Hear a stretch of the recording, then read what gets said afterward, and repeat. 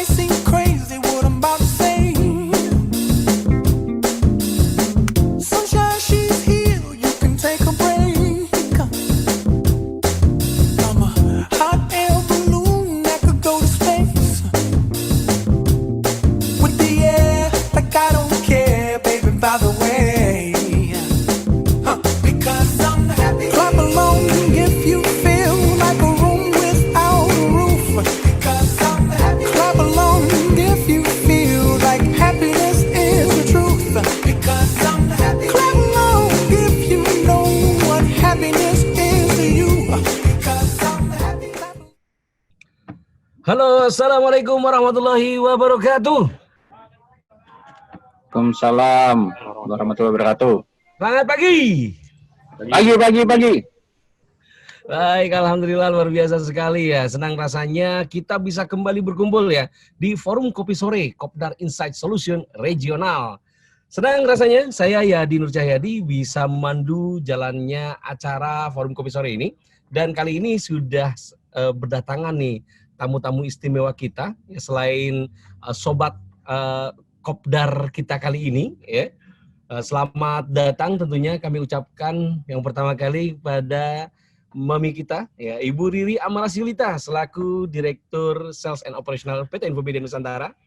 Bu Riri sehat, Bu?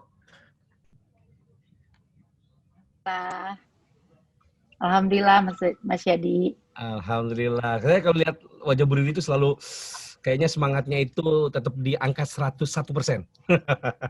Luar biasa. Terima kasih Bu sudah hadir ya. Tidak ketinggalan juga hadir di antara kita ini Pak Yusron Heriadi ya selaku VP Enterprise Business Orchestra CFUA. Pak Yusron sehat, Pak? Assalamualaikum warahmatullahi wabarakatuh. Waalaikumsalam. Nih Pak, nampak Pak Yusron semuanya. nih segar sekali nih Pak ini. Sehat ya Pak ya?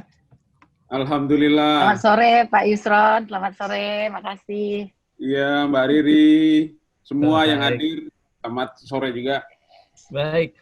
Dan juga tidak lupa hadir juga bersama kita di sini Pak Dik ya. Ini kebetulan beliau selaku EVP Marketing Tirik 6 ya. Selamat datang Pak Didik Budi Santoso, Pak.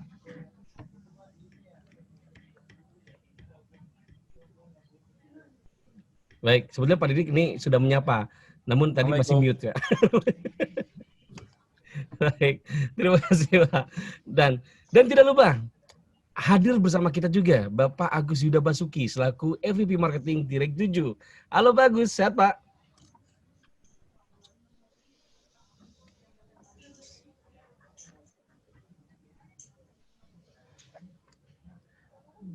Baik, jika lihat ini Pak Agus tampak segar juga nih.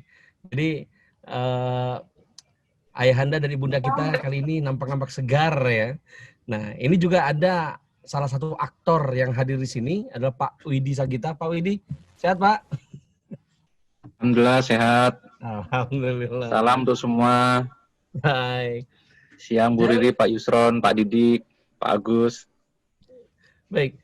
Dan kehadiran sore hari kita ya tentunya di acara Kopdar Insight ini ya tidak lain dan tidak bukan ingin mendengarkan sesuatu yang luar biasa yang akan disampaikan oleh guest speaker kita. Kali ini beliau sudah hadir di antara kita, di tengah-tengah kita. Ada Kang Dewa Eka Prayoga. Halo Kang Dewa. Sehat Kang? Alhamdulillah, sehat-sehat. Alhamdulillah. Baik, Sobat Kopdar Insight sekalian, ya ini saya akan bacakan terlebih dahulu ya rundown kita di sore ini. Nanti akan ada opening ya tentunya welcome speech dari direktur kami. Kemudian ada keynote speech yang akan disampaikan oleh Pak Yusron nanti ya insya Allah. Kemudian juga tentunya ini inti dari acara ini ada guest speaker kita akan berbicara, akan sharing terkait strategi sales pasca pandemi nih nanti. Nah tentunya banyak sekali yang akan disampaikan oleh beliau. Nah tidak lupa dan ini menjadi agenda utama di era milenial. Apa itu? Foto bersama tentunya ya. Karena kan di zaman milenial ini setiap agenda ini akan berarti ya kalau dengan adanya foto bersama. Dan tentunya nanti ada perkenalan singkat sesuatu yang akan disampaikan oleh Pak Widi. Ini masih saya rahasiakan nih, nanti saja. Ya. Kemudian yang sangat menarik di acara ini adalah adanya reward, ya reward untuk rekan-rekan di Tireg, ya, yang ada achievement tentunya yang sudah dicapai oleh rekan-rekan Tireg kita. Dan juga ada kuis ya. Tentunya kuis ini sangat menarik karena masing-masing peserta ada 20 orang pemenang ya yang bisa mendapatkan uang senilai Rp150.000 ya. Dan juga tidak lupa kami juga masih bagi-bagi hadiah lah ya bagi para penanya ya. Jadi nanti ada sesi tanya jawab yang bagi yang bertanya akan mendapatkan reward juga. Ya, kita nantikan keseruan di hari ini dan tentunya untuk agenda pertama ini mari kita sama-sama dengarkan welcome speech dari perwakilan dan mohon maaf untuk saat ini Pak Niam dikarenakan ada agenda. Untuk itu alhamdulillah hari ini ibu kita semua ya Ibu Riri selaku Direktur Sales and Operational bisa hadir untuk menyampaikan welcome speech-nya. Untuk itu pada Bu Riri waktu dan tempat kami persilakan Bu. Terima kasih Kang Yadi. Assalamualaikum warahmatullahi wabarakatuh. Waalaikumsalam. Waalaikumsalam warahmatullahi wabarakatuh. Yang terhormat Pak Yusron, terima kasih Pak Yusron berkenan hari ini hadir menyemangati semua teman-teman di sore ini. Izin saya mewakili Pak Niam, Pak Yusron, karena Pak Niam mendadak harus on the way ke Semarang pagi ini, sehingga nggak bisa langsung hadir di acara sore ini.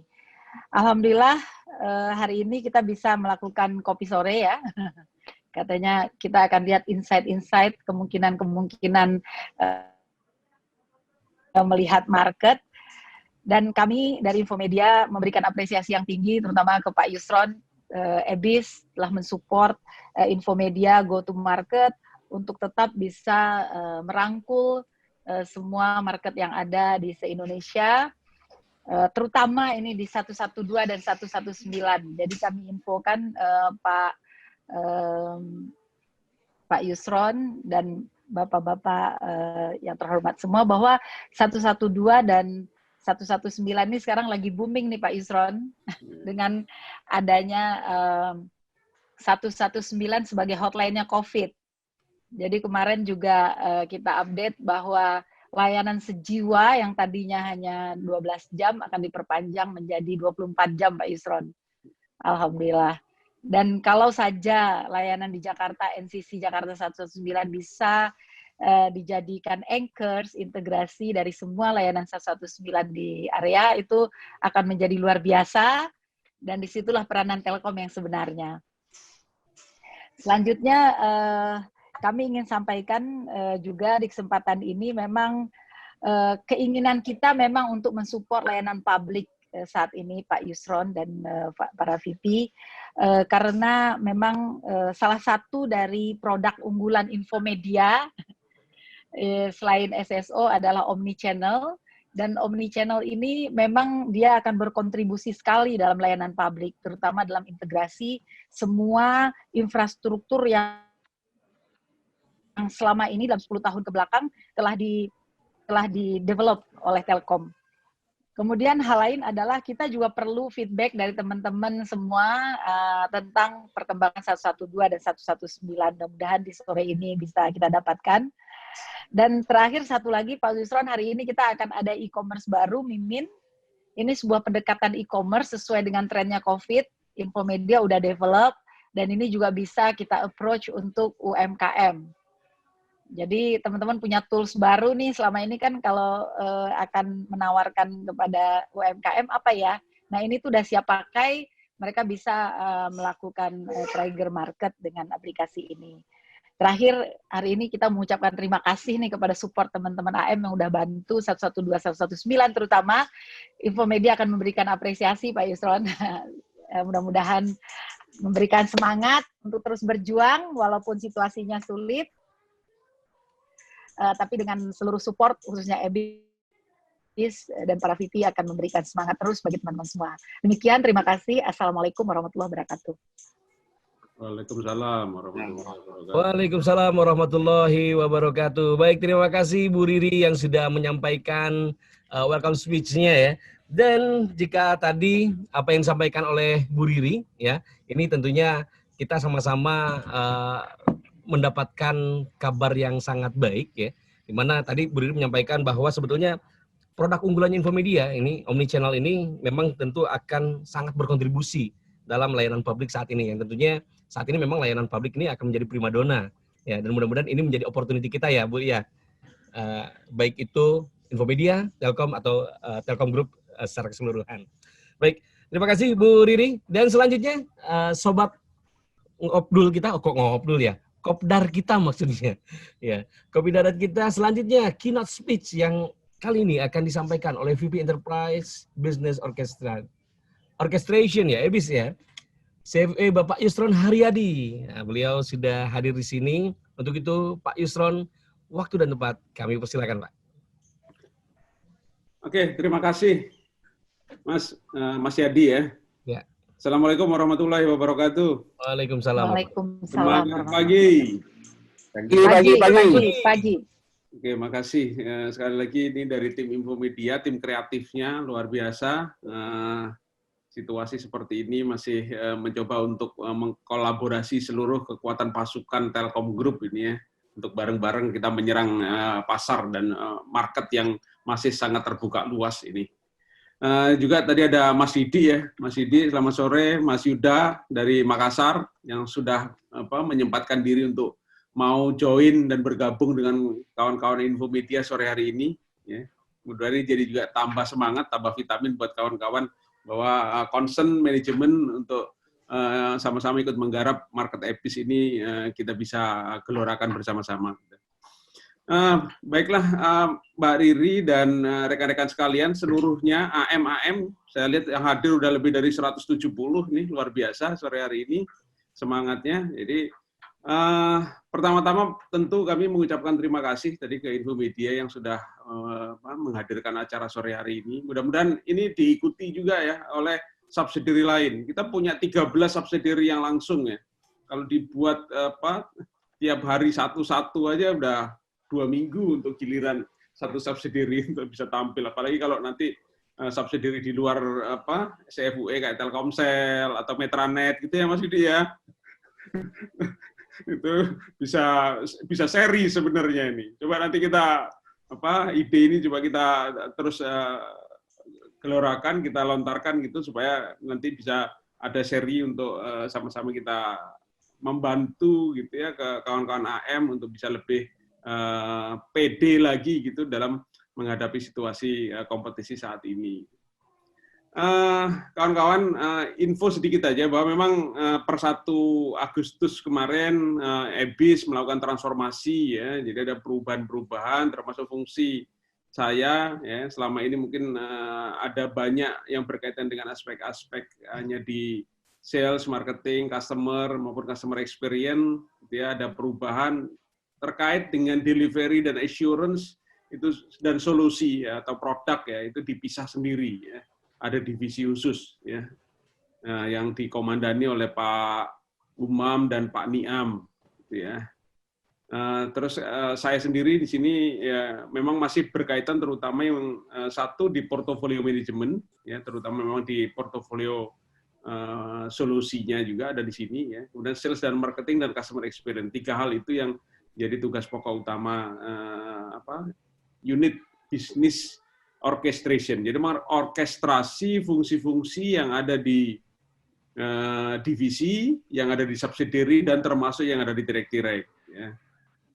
Untuk yang case kali ini, kaitannya dengan T-Rec, ini mohon maaf barangkali agak sedikit mungkin ada pelambatan gitu ya Mas Yudi ya, karena situasi masih harus berbenah-benah kita di sebulan ini, tapi saya sudah menunjuk PIC untuk yang berkaitan dengan kolaborasi dengan T-Rec ini, itu Mas Aris Indra. Mudah-mudahan sudah bergabung ya. Tadi saya minta untuk bergabung di sore hari ini agar bisa nanti semua support untuk T-Rec bisa dilakukan melalui satu pintu di situ. Kawan-kawan, bahwa proses GTM ini terus harus kita sinergikan dan kita kolaborasikan lebih intens lagi ya dalam situasi COVID seperti ini gitu ya. Meskipun mungkin secara market, secara ekonomi semua turun ya, apalagi di Jakarta, Mas. Bapak, Ibu dan kawan-kawan sekalian, tentu situasinya sangat kondisi ekonomi terutama di market enterprise ya. Termasuk juga government sebenarnya ya. Bahwa memang budget-budget yang mungkin berkaitan dengan ICT yang selama ini sudah dialokasikan, ya sebagian dipindah untuk penanganan masalah COVID ini. Tapi di tengah situasi seperti ini, apakah kita akan berhenti seperti itu? Ya. Oh tidak, tentunya masih ada potensi-potensi lain yang bisa kita garap. Ya.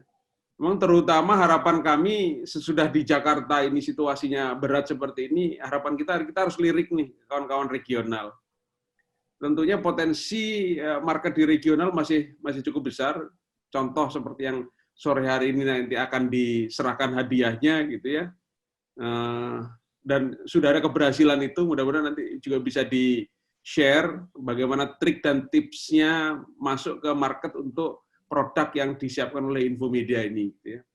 Tadi kita juga udah dengar dari Bu Riri, ya, Mbak Riri, bahwa ada produk-produk tambahan lagi yang disiapkan. Ya, bahwa di tengah situasi pandemi ini pun ternyata masih ada potensi yang bisa kita garap. Ya, ada ceruk pasar lagi yang mungkin masih bisa kita garap. Mungkin nanti dari Beli Dewa mungkin ya, nanti akan menyampaikan tipsnya bagaimana kita mensiasati kondisi pandemi ini untuk tetap bisa produktif.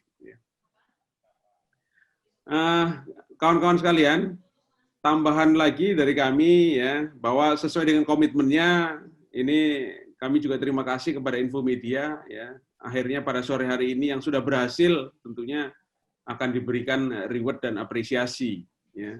Nanti akan diumumkan, dan terima kasih juga kepada kawan-kawan di regional-regional yang sudah cukup aktif ya. Bagi yang belum, nggak usah patah semangat. COVID-nya masih panjang ini kayaknya, gitu ya. Sehingga potensi marketnya tetap harus digarap lagi. Ya, yang belum mungkin ya ada waktu ya untuk bisa tetap untuk melakukan approach, pendekatan kepada instansi-instansi ataupun nanti market yang memang cocok untuk produk ini. Gitu ya. Jadi sekali lagi selamat nanti kepada pemenang ya, yang tentunya kalau saya lihat hadiahnya ini luar biasa ini besarnya. Ya. Kalau misalnya dapat aja berapa Bu? 100 orang AM dari 170 yang hadir, 100 aja bisa dapat seperti yang nanti dicapai dari kawan-kawan Tirek 3 ya kalau nggak salah yang paling besar itu. Dapat sekitar lebih dari 2 miliar proyeknya. Wah, udah luar biasa itu. Kawan-kawan, sebenarnya proses penilaiannya kalau saya dapat update dari Mas Widi nggak susah sebenarnya. Ya, bagaimana sales-nya bisa dicapai, dan yang kedua yang paling penting ini, collection-nya juga harus masuk. Nah, ini karena ujungnya kita bukan hanya sekedar ingin mendapat catatan revenue, catatan sales saja, tapi bagaimana situasi seperti ini cash. Ya, cash is the king gitu. Cash juga penting. Jadi diharapkan proses ini end to end dari pre-sales sampai collection juga bisa dikawal oleh kawan-kawan sekalian di Telkom Regional. Berkaitan dengan transformasi tadi, ya sekaligus saya menyampaikan ini pesan dari Dir Ebis ya, Chief EB, ya bahwa proses transformasi yang dilakukan oleh Ebis ini ya kita lakukan secara besar-besaran tadi dari organisasinya ya, kemudian dari bisnis proses juga lagi dibenahin lagi, ada banyak ya. Kalau di kita ini di direktorat ini konsultan-konsultan yang membantu kita nih. Ada konsultan yang khusus untuk bagaimana menata portofolio di anak perusahaan, ada yang menata bagaimana proses B2B end-to-end proses, ya. Ada kemarin tantangan ini dari Kementerian BUMN agar Telkom ini menjadi pionir, jadi driver digitalisasi BUMN. Ini juga ada satu lagi konsultan yang membantu kita bagaimana sih menghasilkan sebuah solusi-solusi yang minimal kelasnya adalah kelas dunia seperti itu ya, bukan kelas-kelas yang asal kita hidup atau apa misalnya gitu ya solusinya, tapi memang betul-betul dengan kualitas yang bagus. Dan aspek-aspek lain yang sedang kita juga benahi secara bersama-sama dan secara intens dilakukan. Proses ini bertahap memang diminta untuk disosialisasikan ke seluruh personel members CFUE, mulai dari Jakarta bahkan sampai ke regional-regional. Titip pesan aja, ada banyak ya, berita yang tayang di media minimal internal kita dulu ya. Telkom Group yang sudah tayang, tolong dibaca gitu ya, tolong juga dipahami dan dimengerti agar kawan-kawan juga tahu, oh sedang berbenah ini banyak yang harus dilakukan di situ, gitu ya. Minimal itu, sehingga kita tahu positioning kita agar kita bertambah pede pada saat kita memang memberi solusi ke pelanggan. Ya. Terakhir dari kami, ya, ayo kita tingkatkan terus, ya, kolaborasi ini, sinergi ini antara divisi, subsidiary dan seluruh Telkom regional, ya, dan seluruh pasukan kita yang di titik ujung sebagai frontlinernya enterprise ini untuk lebih baik lagi ke depan. Jaga terus kesehatan kita, termasuk tadi Bu Riri, ya, walaupun tadi solusi-solusinya juga cukup banyak, ya, terus kemudian ada peningkatan jam layanan sampai 24 jam begitu, tapi jangan lupa juga bahwa orang-orang yang di belakang itu juga mungkin kita harus juga perhatikan kesehatan dan sebagainya agar tetap layanan kita ke customer kita bisa dalam kondisi prima dan layanannya bisa berjalan dengan baik. Sekali lagi terima kasih untuk semuanya atas kolaborasi ini. Saya Heri, wassalamualaikum warahmatullahi wabarakatuh dan semangat pagi. Pagi. Waalaikumsalam warahmatullahi wabarakatuh. Baik, terima kasih Pak Yusron Haryadi ya yang sudah menyampaikan. Jadi ada banyak sekali sih poin-poin yang disampaikan oleh beliau ya. Yang paling penting adalah apa? Kolaborasinya itu ya Pak ya. Jadi betapa tantangan dari berbagai pihak ya tentunya dengan transformasi yang sudah dilakukan oleh EBI sendiri mudah-mudahan menghasilkan kolaborasi yang kuat. Hingga tentunya ya ini bisa kita menjadi perusahaan yang lebih besar lagi. Baik, hadirin yang berbahagia, ini tidak lupa saya ingin sebenarnya ada salam sapa terlebih dahulu ya pada Pak Dik-Dik. Ya. Halo Pak Dik-Dik.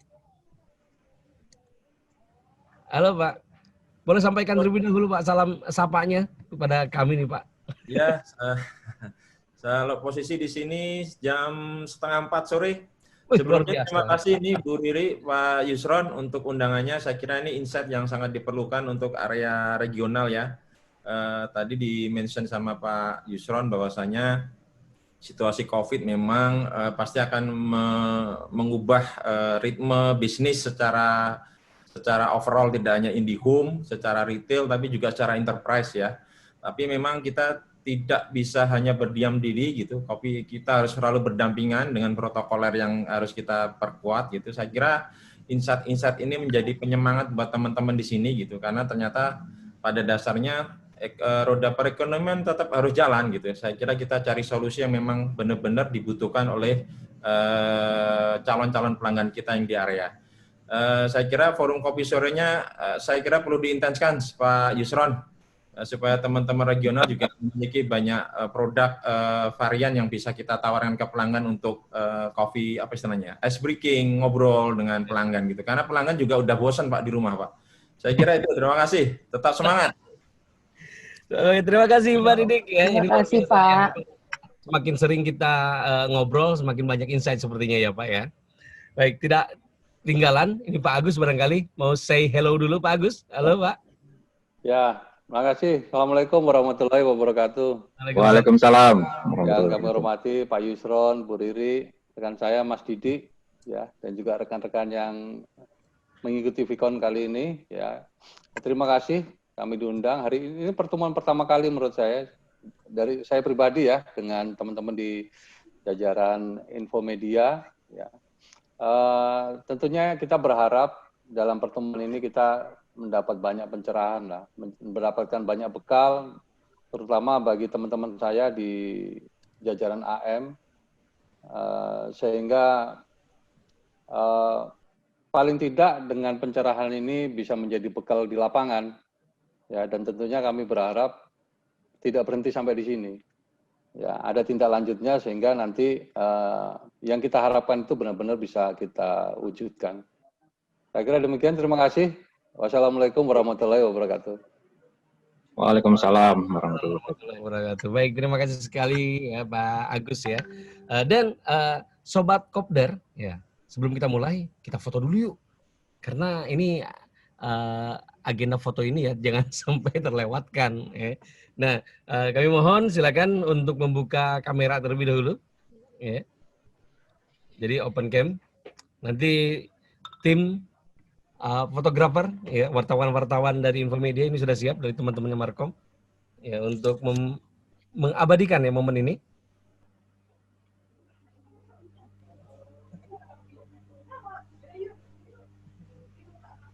Baik, sekali lagi buat teman-teman yang belum membuka kameranya, mohon untuk membuka terlebih dahulu. Dan ini ada 9 slide ya, nampaknya. Silakan Mbak Nanda, Mbak Anggit. Oke. 1, 2, 3, slide 1 ya.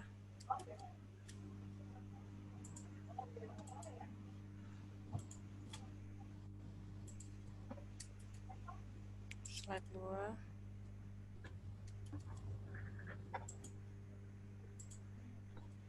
Slide 3.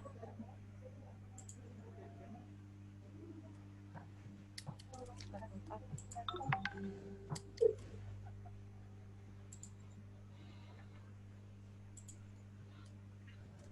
Nggak semuanya nyalain video ya.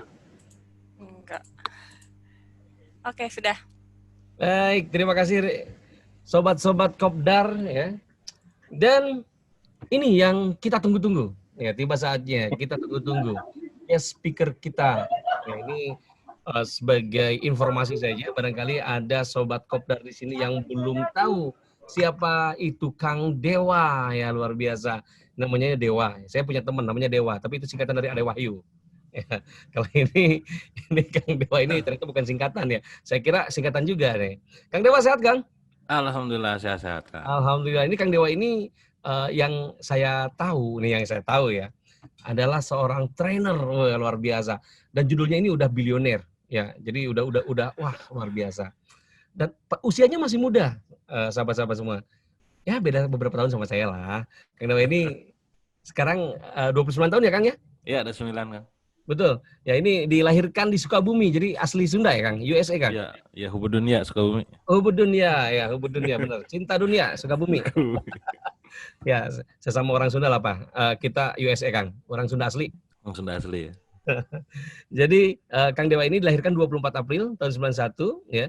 Nah, buat rekan-rekan yang belum memfollow, wah ini jadi Kang Dewa ini udah centang biru nih. Ya, jadi silakan follow Twitter, IG dan Facebooknya Dewa Eka Prayoga. Ya, jadi @dewaekaprayoga. Yang saya pernah baca ini dari Kang Dewa nih, katanya pernah mati suri Kang. Pernah koma sih tepatnya. Ya Oh, pernah gitu. ini ya, pernah sakit. Nah, ini pengalaman yang luar biasa ya Kang ya. Dan satu lagi Kang, di umur 21 tahun, ini Kang Dewa pernah tertipu katanya. Iya, bangkrut. 2,7 miliar ya. Ya. 21 tahun tertipu 7,7 miliar. Saya umur 21 tahun menipu Kang. Menipu orang tua. 200.000. Luar biasa. Sudahlah. Saya pikir ini kami sudah sangat penasaran sekali. Ada insight apa nih yang ingin disampaikan oleh orang luar biasa yang kali ini sudah hadir bersama-sama kita. Begitu, Kang Dewa, waktu dan tempat saya persilakan Kang.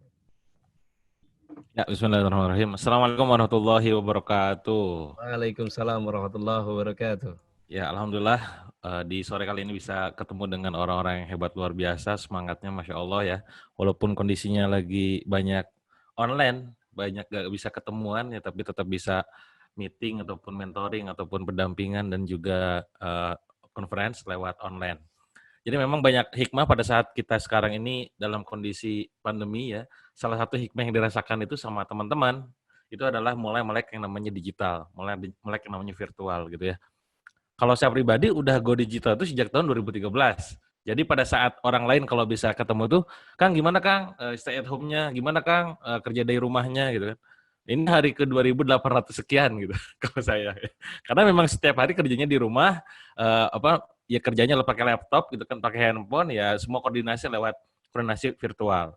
Zoom itu udah kenal dari sejak kapan gitu ya. Terus juga Google Meet udah kenal dari zaman kapan. Nah, cuman tadi setiap kita campaign ke teman-teman UMKM, kompor-komporin, ayo go digital gitu ya, go online gitu. Ya mereka mah hari-hari ya kalau bahasa Sunda temanya.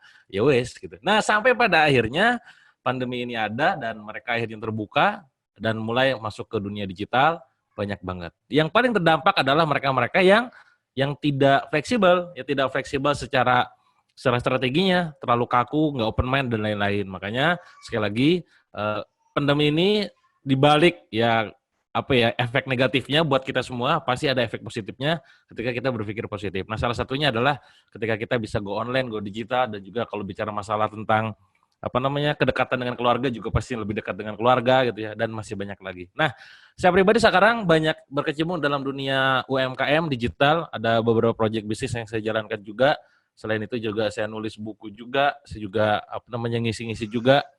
Nah, karena saya hidup di banyak dunia gitu, dalam artian kadang saya nulis, kadang saya ngisi, kadang saya pelaku dan segala macam. Akhirnya saya bisa merasakan betul apa yang dirasakan sama UMKM. Nah, salah satunya adalah pada saat terdampak pandemi ini. Nah, di sore ini saya ingin lebih kepada mungkin sharing insight apa yang dilakukan, yang terjadi sama UMKM yang ada di Indonesia, termasuk nanti buat teman-teman di Infomedia, apa sekiranya yang bisa kita kita mainkan gitu, kita hajar gila-gilaan, bleh gitu ya. Termasuk dari bisnis saya pribadi kalau ditanya bagaimana dampaknya, ada beberapa yang terdampak, ada yang tidak. Ya, bahkan omset saya ada yang naik gara-gara pandemi gitu ya. Itu anehnya itu. Kok bisa? Ya tadi karena mulai aware tentang digital, terus juga mulai banyak hal tentang produk permintaan dari produk saya itu mulai naik dan akhirnya omsetnya naik juga. Nah, yang terdampak tuh lebih kepada efek samping sih, kayak misalkan saya punya produk namanya kosmetik, kita harus order dari Tiongkok gitu kan. Order udah angka miliaran rupiah, packagingnya doang akhirnya harus di bulan kesekian dan kita akhirnya stoknya tidak ada. Hal kayak gitu tuh. Tapi kalau dari segi demand, segi apa itu naik terus gitu, alhamdulillah. Nah, ini kenapa kok bisa tetap naik? Bahkan bukan lagi survive pada saat digital, survive pada saat pandemi, tapi malah scale up pada saat pandemi gitu ya. Nah, ini yang jarang orang lakukan dan itu alhamdulillah saya coba lakukan di tim-tim saya ya. Nah, ini saya akan coba munculkan slide-nya. Semoga teman-teman bisa lebih kebayang ya. Oke. Kang Yadi, saya 1 jam atau berapa menit nih waktunya? Kang Dewa ini 50 menit, Kang. Oh, 50 ya, siap. Saya menyesuaikan maksudnya. Siap. Oke, siap. Oke, jadi topik kita di sore ini adalah tentang strategi jualan pasca pandemi ya. Pastinya teman-teman di Infomedia juga pasti punya produk, punya layanan, punya jasa yang bisa ditawarkan ya ke banyak orang, termasuk juga para pelaku digital, UMKM dan lain-lain. Nah, ini yang akan kita bahas di sore ini. Nah, sebelum masuk ke strateginya teman-teman semua, ya, ini kita flashback dulu ya. Flashback bagaimana pandemi ini berpengaruh sama kita semua.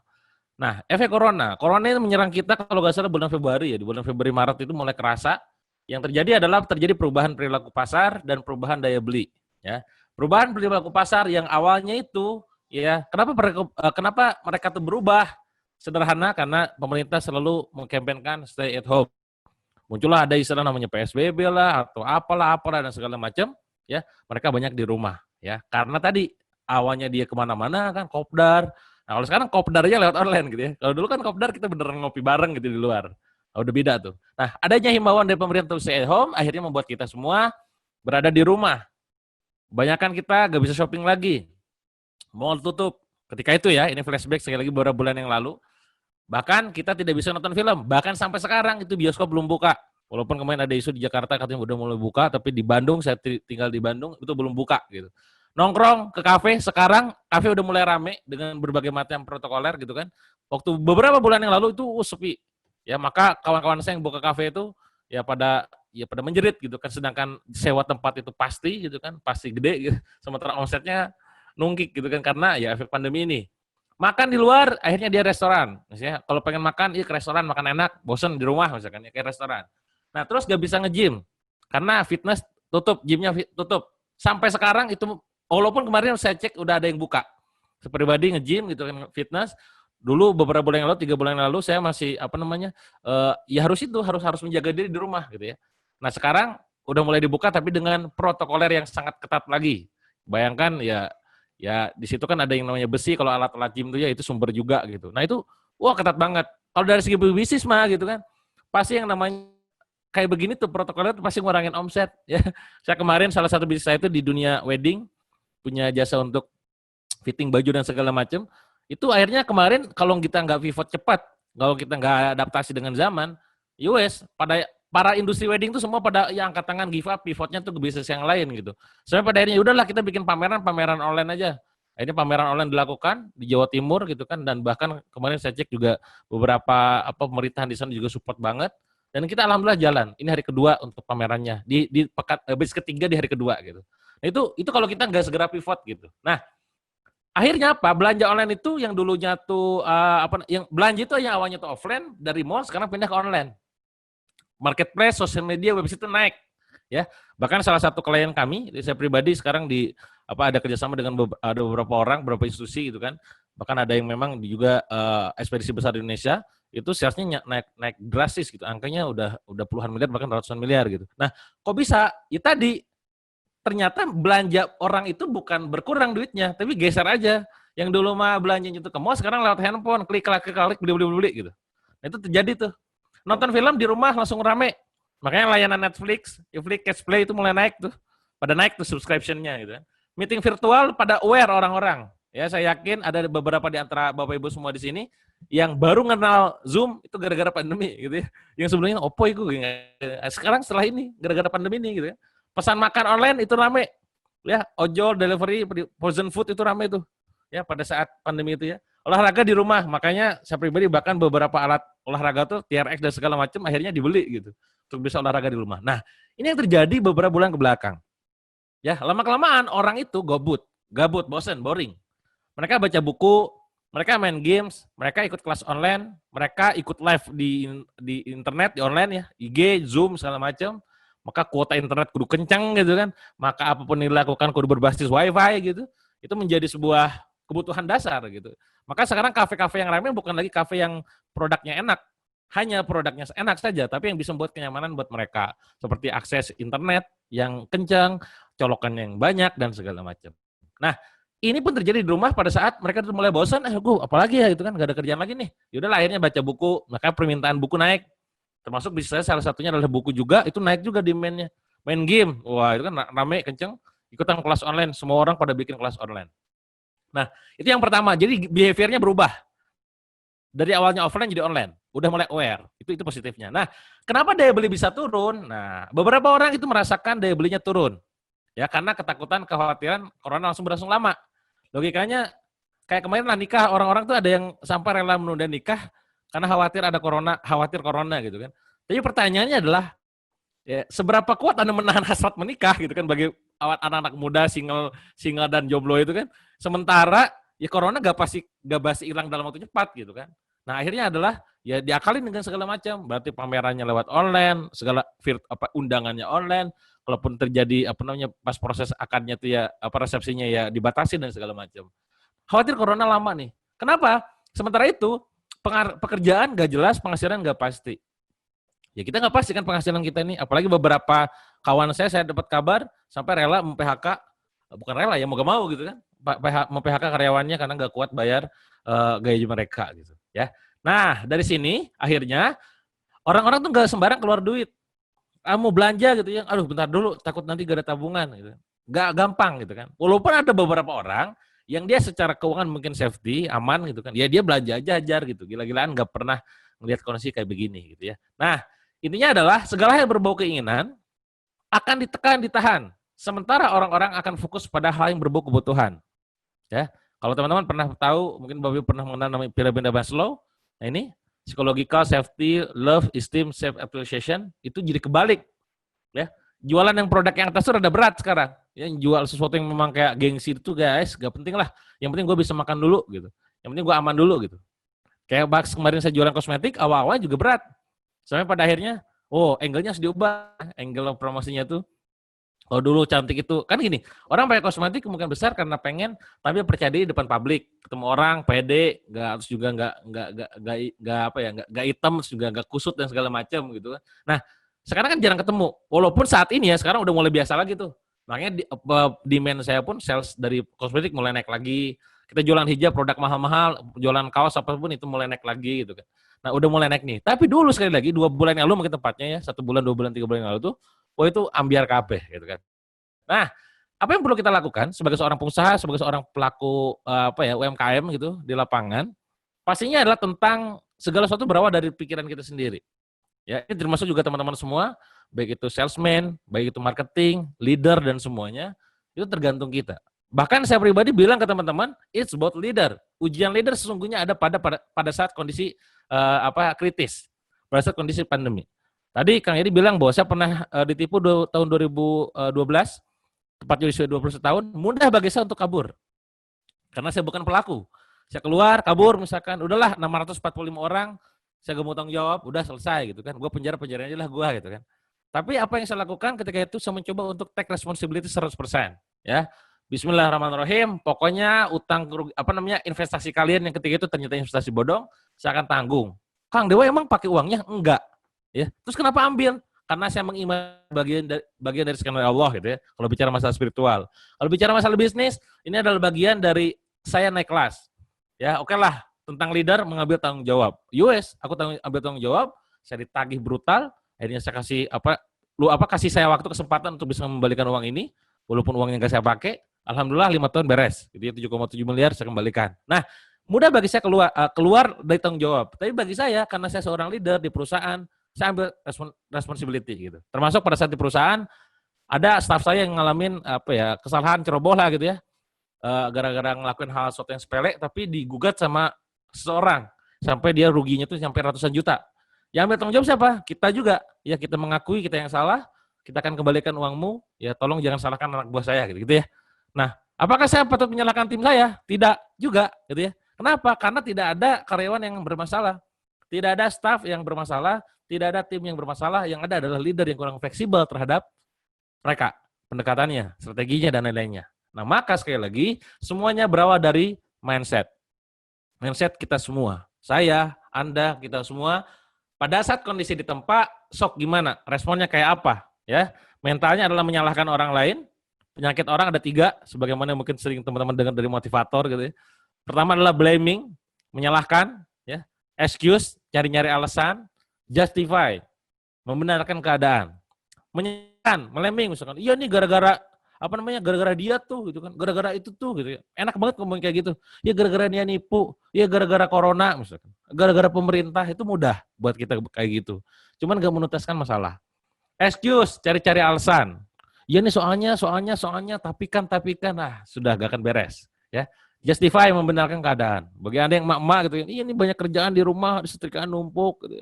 Riweh lah pokoknya mah, kita rempong. Iya tahu gitu kan. Tapi itulah konsekuensi. Pada saat kita bekerja, profesional, bisnis, itu adalah sebuah konsekuensi yang harus diambil. Ya, maka kita harus punya yang namanya growth mindset. Kenapa begitu? Karena semuanya ya sebut mindset. Tentang mindset kita sendiri. Nah, sialnya dalam mindset itu kadang nggak bisa kita kendalikan. Kenapa? Karena tidak bisa kita lihat gitu loh, yang ada dalam pikiran ini.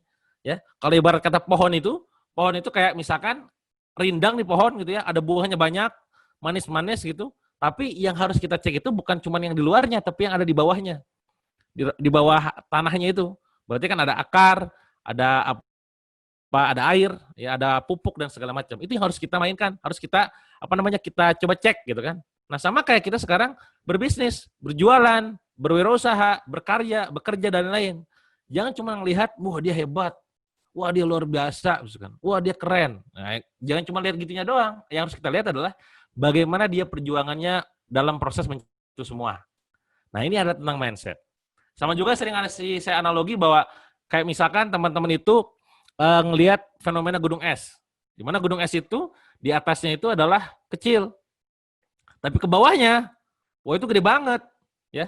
Nah, yang orang sering lihat cuma yang kecilnya doang. Yang mereka gak pernah lihat adalah yang gede di bawahnya, ya. Apa itu yang gede di bawahnya? Perjuangan kita, ya. Sekarang teman-teman, kalau misalkan saya sedikit cerita ke teman-teman UMKM yang ada di Indonesia gitu ya, ke teman-teman e-commerce, internet marketer, digital marketing gitu. Enak ya jadi Kang Dewa, nulis buku apa aja laris gitu. Saya sekarang lagi nulis buku ke-18. Alhamdulillah semua buku saya 18-11-nya bestseller semua gitu kan. Enaknya jadi Kang Dewa jualan apa aja, main affiliate, marketing 3 jam dapat ratusan juta gitu. Enak banget ngomong enak gitu. Dalam artian enak ya. Karena Anda cuma lihat di atasnya.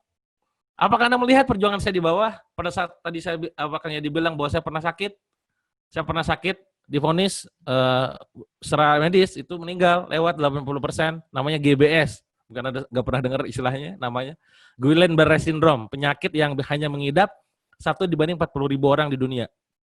Dan saya termasuk orang yang dipilih oleh Allah untuk mendapatkan penyakit itu gitu ya. Penyakitnya tiba-tiba datang. Hari Kamis saya masih ingat, masih ngisi seminar. Ini kan seminarnya online ya. Ini dulu ya online gitu, offline gitu. Kamis saya masih ngisi seminar, terus Jumat saya bisa briefing, masih bisa briefing. Sabtu tiba-tiba saya lemas. Minggu saya ke rumah sakit. Kata dokter katanya cuma sekedar capek doang. Terus tiba-tiba besoknya saya bangun subuh, tiba-tiba gak bisa buka mata, badan gak bisa digerakin, lumpuh. Hari Senin saya ke dokter, langsung divonis bahwa ini kayaknya kalau nggak namanya lumpuh apa istilahnya 3 penyakit gitu ya, apa-apa gitu ya. Dan sampai pada akhirnya karena mata saya udah gak bisa buka lagi, mulut gak bisa minum, langsung dokter mendiagnosa bahwa ini GBS dan ini langka. Dicek semuanya sehat, walafiat semuanya. Tapi apa yang terjadi ya? Ternyata ya saya sakit gitu. Ternyata itu GBS adalah penyakit imun, autoimun yang hanya mengidap 1 dibanding 40.000 orang tadi. Apa yang menyebabkannya? Secara medis itu secara keseluruhan sehat banget. Saya olahraga sangat teratur, rajin, ya. Makan juga paling bentok, makannya nasi merah. Bahkan jarang banget saya makan nasi putih gitu kan. Pagi-paginya ya brokoli, ayam gitu-gitulah. Kayak makan sehat banget lah. Tapi Allah kasih tuh. Apa yang terjadi pada saya sakit? Ya tadi sempat Kang dibilang bahwa sempat koma, sempat hilang ingatan segala macam, mengalami spiritual journey gitu kan. Nah, yang nggak pernah orang lihat itu adalah proses itunya. Bagaimana saya mengalami ujian di usia 20 berapa kemarin? 26 kalau 26, 27 gitu. Berarti beberapa tahun yang lalu, 2016. Sekarang 2020 berarti 4 tahun yang lalu. Yang dimana ketika itu saya divonis bahwa tidak mungkin ini kalau secara medisnya lewat nih. Kalau kata dokter dan ngomongnya setelah saya pemulihan, ya bukan pada saat sakit. Sampai ya itu di rumah sakit itu sendiri hanya ada 3 yang terkena. Ya, itu orang yang dia tuh kena dan itu lewat, maksudnya meninggal gitu. Yang kedua adalah dia kena, dia selamat tapi ditinggal sama istrinya. Ya, ini gue deg-degan nih pas dengerin ini. Yang ketiga adalah saya tuh. Alhamdulillah yang sehat dan istri juga tetap mendampingi saya sampai sekarang gitu. Nah, poinnya adalah orang nggak pernah lihat ujian ini gitu loh. Kenapa? Karena ya mereka cuma lihat instan di depan mata. Wih gila, enak ya ngambil duitnya gampang, nyari duitnya, mobilnya, rumahnya, gitu, prestasinya. Nggak pernah lihat. Itu episode sakit. Dan pada saat kondisi sakit, yang 7,7 miliar itu belum saya lunasin semua. Cuma sisa 1,4 miliar lagi kalau salah. Nah dulu kalau ditekan ke belakang lagi, flashback lagi, di tahun 2012 saya baru nikah 18 hari, saya udah bangkrut. Ya. Orang lain katanya kalau udah nikah katanya rezekinya berkah, enak, berlimpah, gitu, boro-boro gua mah gitu ya.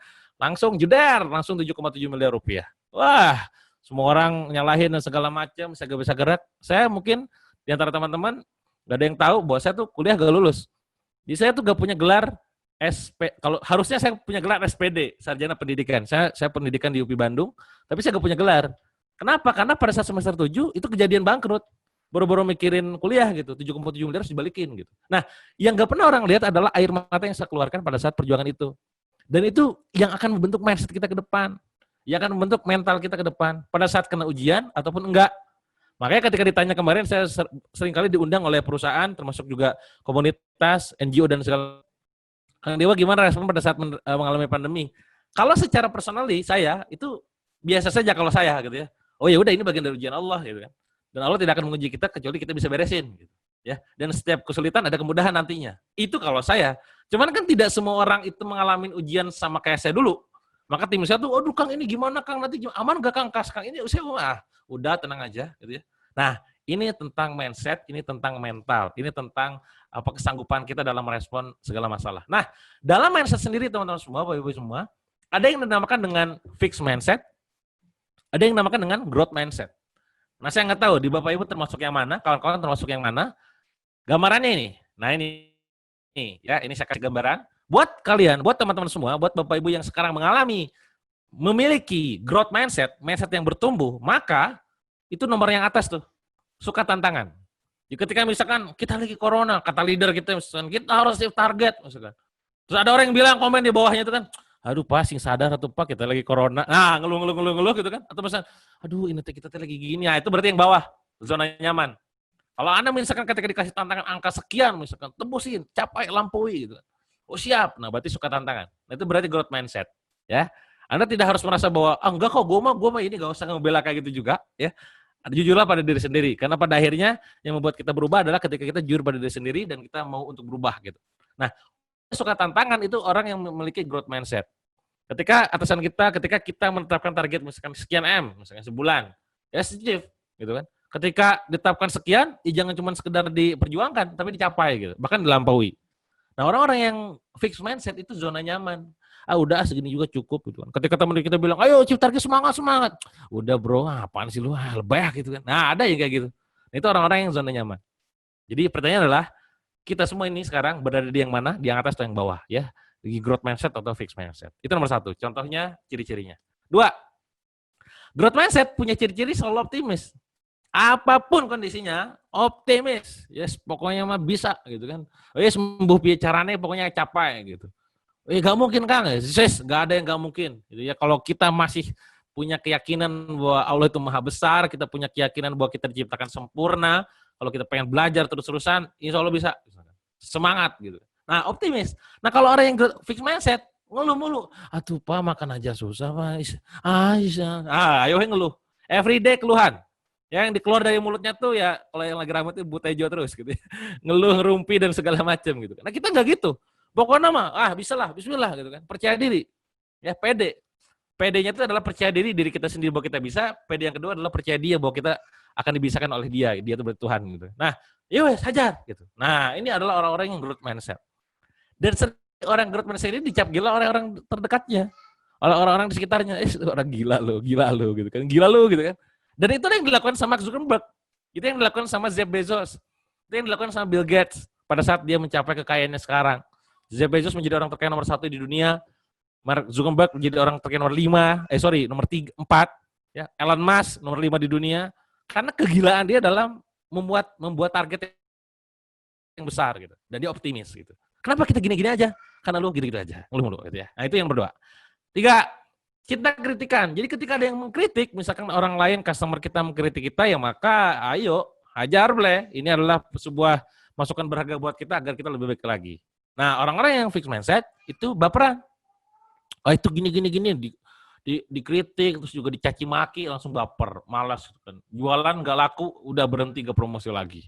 Nah, nggak gitu ya. Itu nomor 3, bedanya growth mindset sama fixed mindset. Nah, yang keempat, berjuang gila-gilaan. Jadi effortnya luar biasa gitu ya. Sementara orang-orang yang fixed mindset itu leleh, santai aja lah, udahlah, duit ke dibawa mati bro, santai aja, nggak usah capai target, apa cuma apaan sih. Nah, kayak gitu. Nah, kalau orang yang growth mindset, dia tahu bahwa gue mesti berjuang gila-gilaan, karena gue yakin ketika gue berjuang gila-gilaan, kalau gue berjuang karena niat untuk ibadah, maka dicatat sebagai amal soleh. Apalagi kalau misalkan dapat duit banyak, dapat bonus banyak, dipakai untuk sedekah, berbagi, ya insya Allah jadi keberkah gitu loh. Nah, sekarang kondisi pandemi kan banyak yang kurangan makan tuh, banyak yang sulit makan tuh, ya kita berbagi tuh dengan itu, gitu, hasil dari kita itu. Nah, itu yang dimakan dengan berjuang gila-gilaan. Nomor 5, haus ilmu. Nah, saya meyakini Anda yang hadir di sore ini adalah orang-orang yang berarti haus ilmu, duduk, mencatat, mendengarkan, ya, dan pada akhirnya mempraktekkan. Itu bagian dari hausnya ilmu kita setiap hari, ya. Jangan cepat puas, karena ketika kita cepat puas, kita mau udah cukup gitu kan. Itu adalah titik kebangkrutan kita secara tidak langsung. Maka itu terus belajar tiap hari. Saya pribadi setiap hari sebisa mungkin saya baca buku, saya nonton sebuah e-course dan segala macam. Agar nambah ilmu baru terus. Apalagi dunia digital kayak sekarang. Kalau bicara masa digital marketing itu update banget. Yang terbaru lagi ramai TikTok, kemarin ramai YouTube. Wah, ini ilmu baru ini semua gitu. Nah, itu yang perlu kita pelajari terus setiap hari. Nah, itu semua bukan kata saya. Jadi yang tadi saya sampaikan itu, 5 mindset tadi itu bukan kata Dewa Eka Prayoga. Itu yang sudah saya praktekkan dalam kehidupan saya, gitu ya. Dan itu adalah hasil penelitian dari Carol Dweck, PhD, dalam bukunya namanya Mindset. Jadi pembentuk mindset growth itu ada 5, ya. Yang pertama adalah challenge, suka tantangan. Kedua adalah obstacle, jadi dia suka bisa menghadapi rintangan. 3 kritikan, suka kritikan, effort berjuang gila-gilaan. Dan 5 belajar dari orang yang lebih sukses dari dia gitu ya. Nah, ini adalah dasarnya, ini adalah fondasinya. Kita sudah punya mindset yang growth, wes piye carane target tercapai. Sisa kita di tahun 2020, sisa berarti 4 bulan deh kan, September, Oktober, November, Desember. Jangan menurunkan target. Wah, target kayaknya turunin aja soalnya kan kita kayaknya ada pandemi ini gitu. Hajar, bismillah gitu kan. Udah, hajar aja. Gimana caranya lah pokoknya. Nah gitu loh. Jadi gak ada menyerah pada saat jalan. Terus aja hajar. Nah itu yang harus dipikirin strateginya. Nah strateginya gimana? Di zaman sekarang, pada saat kita mengalami proses yang namanya pandemi ini, semua perusahaan udah mulai yang namanya go digital. Kalau tadi bicara fundamentalnya, fondasinya, sekarang bicara strateginya. Fundamentalnya udah beres, mental dan mindsetnya, sekarang strateginya kayak apa nih? Maka go digital, ya. Kalau enggak goodbye, Assalamualaikum, gitu ya, selesai, ya, tamat riwayat, gitu ya, sudah keluar adim, gitu. Nah, dalam strategi digital ini teman-teman semua, yang bisa teman-teman lakukan di semua perusahaan manapun, kapanpun, dimanapun, gitu ya, yang perlu kita lakukan secara matang adalah melakukan yang namanya market acquisition. Apa itu market acquisition? Kita mengakuisisi market sebanyak mungkin. Ya, kita cek kompetitor kita siapa, kita cek pesaing kita yang sekarang mendominasi siapa, hajar boleh mereka. Ya, itu biaya caranya itu. Mungkin ini adalah karena gini, di titik mereka itu kondisinya adalah mengalami pandemi juga, mungkin juga kritis juga. Tapi di titik itulah kita menjadi peluang buat kita untuk nyalip ibarat kata gitu ya. Nah, jangan lengah nih. Maka ayo akuisisi market kita. Ayo akuisisi market kompetitor, hajar mereka masuk ke kita. Nah, di sini kita tugasnya adalah mengakuisisi market baru. Nah, saya nggak tahu Infomedia itu marketnya siapa, secara persisnya, gitu ya. Dia tinggalnya di mana, karakteristiknya kayak gimana, B2B kah, B2C kah, B2G kah, atau apa gitu ya. Nah, itu dihajar tuh mereka tuh. Ya. Nah, gimana caranya? Intinya adalah gimana caranya omset bisa naik yang berasal dari market baru. Market baru ini siapa nih? Nah, itu dari situ dapat omset tuh nanti tuh ya. Itu yang pertama. Ya, itu goal pertama kita pada saat bikin strategi market acquisition. Acquisition berarti market kompetitor siapa itu? Wah, hajar boleh. 1. 2, sales activation. Nah, ini mungkin teman-teman di sini saya lihat juga banyak kan dari marketing dan sales. Gimana caranya para sales kita di perusahaan itu bisa aktif? Bukan cuma sekedar numpang hidup. Wah, bahasa keras gue tuh. Cuma numpang hidup, tapi ya aktif dalam menjual, dalam closing gitu kan dan segala macamnya. Mengaktifasi pasukan penjualan, tim penjualan, salesman dan lain-lain ya. Nah, di bagian ini, goalnya adalah gimana caranya orderan dari tim sales itu melonjak naik signifikan. Bedanya sama yang tadi apa, Kang? Beda. Yang tadi itu kita mengakuisisi market baru gitu kan. Nah, kalau sekarang membuat mereka menjadi lebih aktif dalam berjualan, ya, aktif lebih jualan supaya apa? Supaya omsetnya naik dari mereka gitu, dari si sales kita ini gitu ya. Ya, yang ketiga adalah customer loyalty. Apa itu customer loyalty? Gimana caranya customer lama kita jangan sampai pindah ke kompetitor. Ini strategi yang berbeda gitu kan. Mempertahankan berarti kan. Jangan sampai gara-gara ada 1-2 hal akhirnya bisa beralih ke yang lain. Harus pastikan mereka loyal sama kita. Itu customer loyalty. Nah, goalnya adalah membuat customer jadi loyal. Membuat customer jadi loyal. Gimana caranya customer lama tetap loyal sama kita, pakai kita lagi, pakai kita terus. Itu goalnya ya. Nah, mana yang kawan-kawan inginkan? Kalau misalkan ditanya ke teman-teman semua yang ada di sini, maka dipastikan yang diinginkan adalah semuanya. Betul enggak? Semuanya pasti pengen, betul enggak? Pasti pengen semuanya ini. Ya. Oke.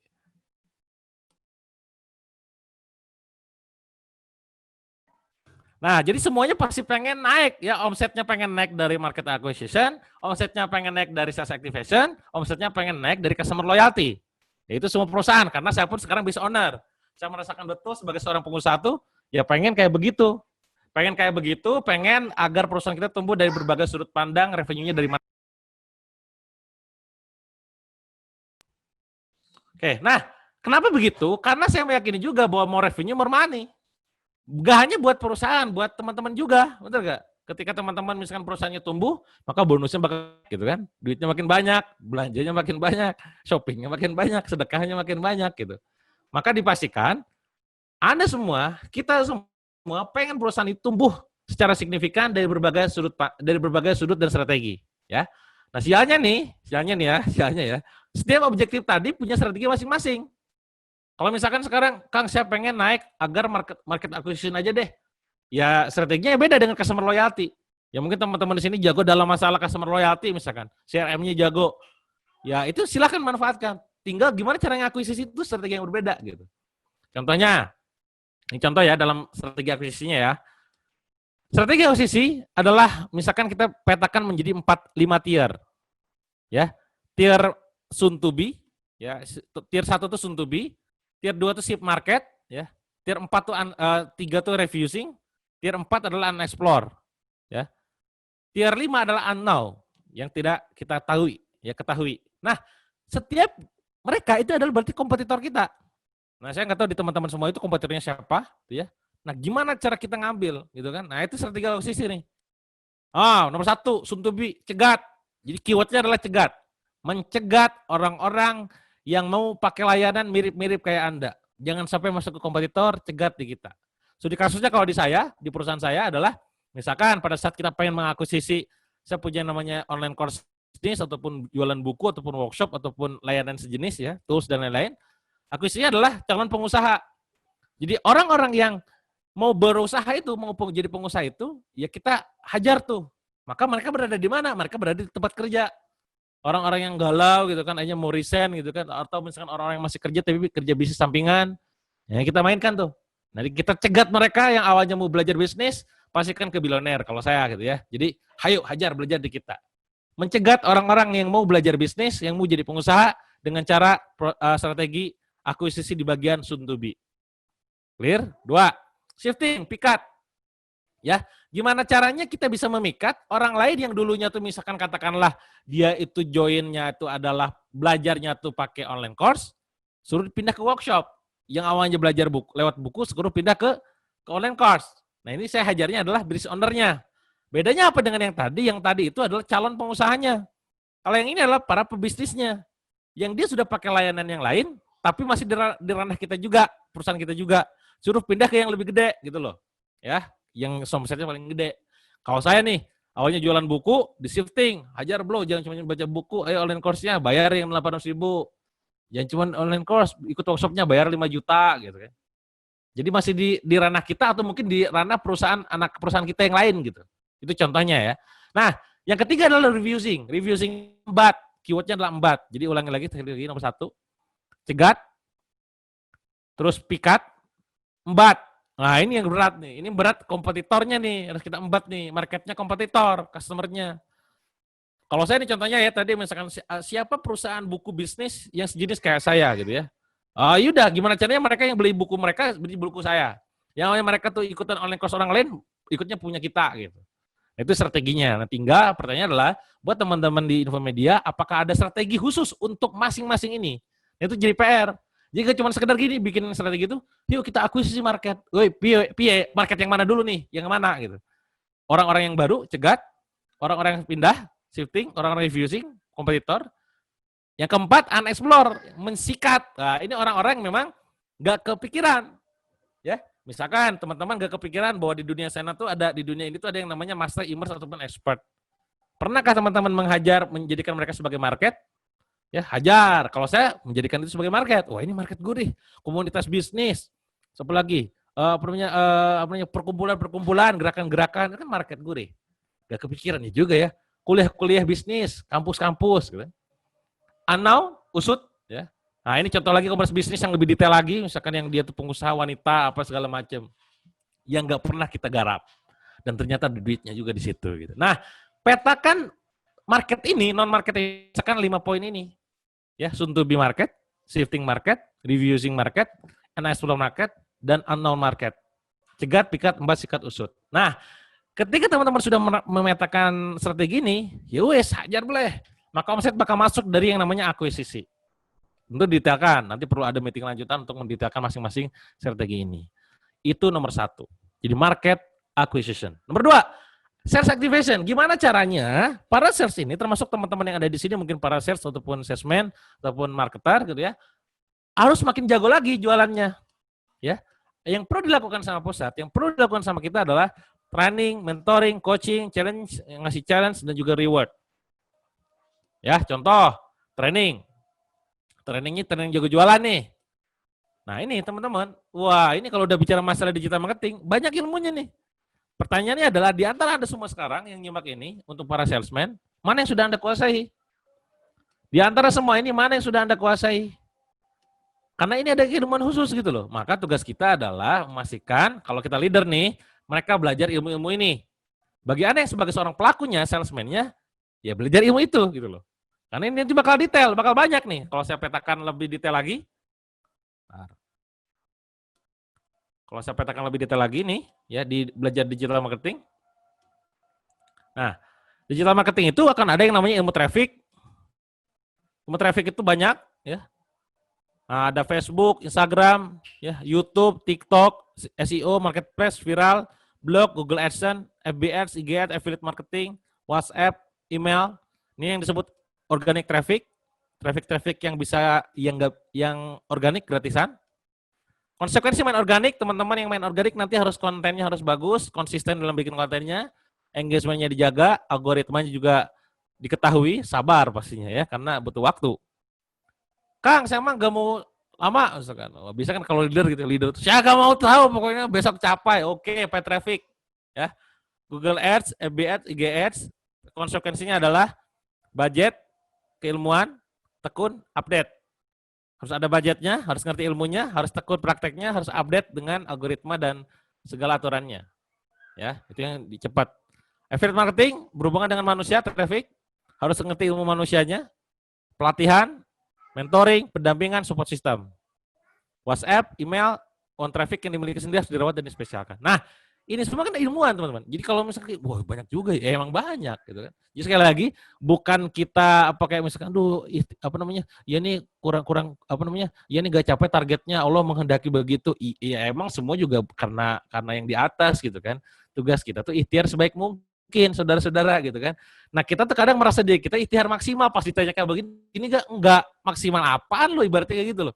Artinya masih banyak lack of knowledge gitu. Maka tugas kita terus belajar. Itu traffic.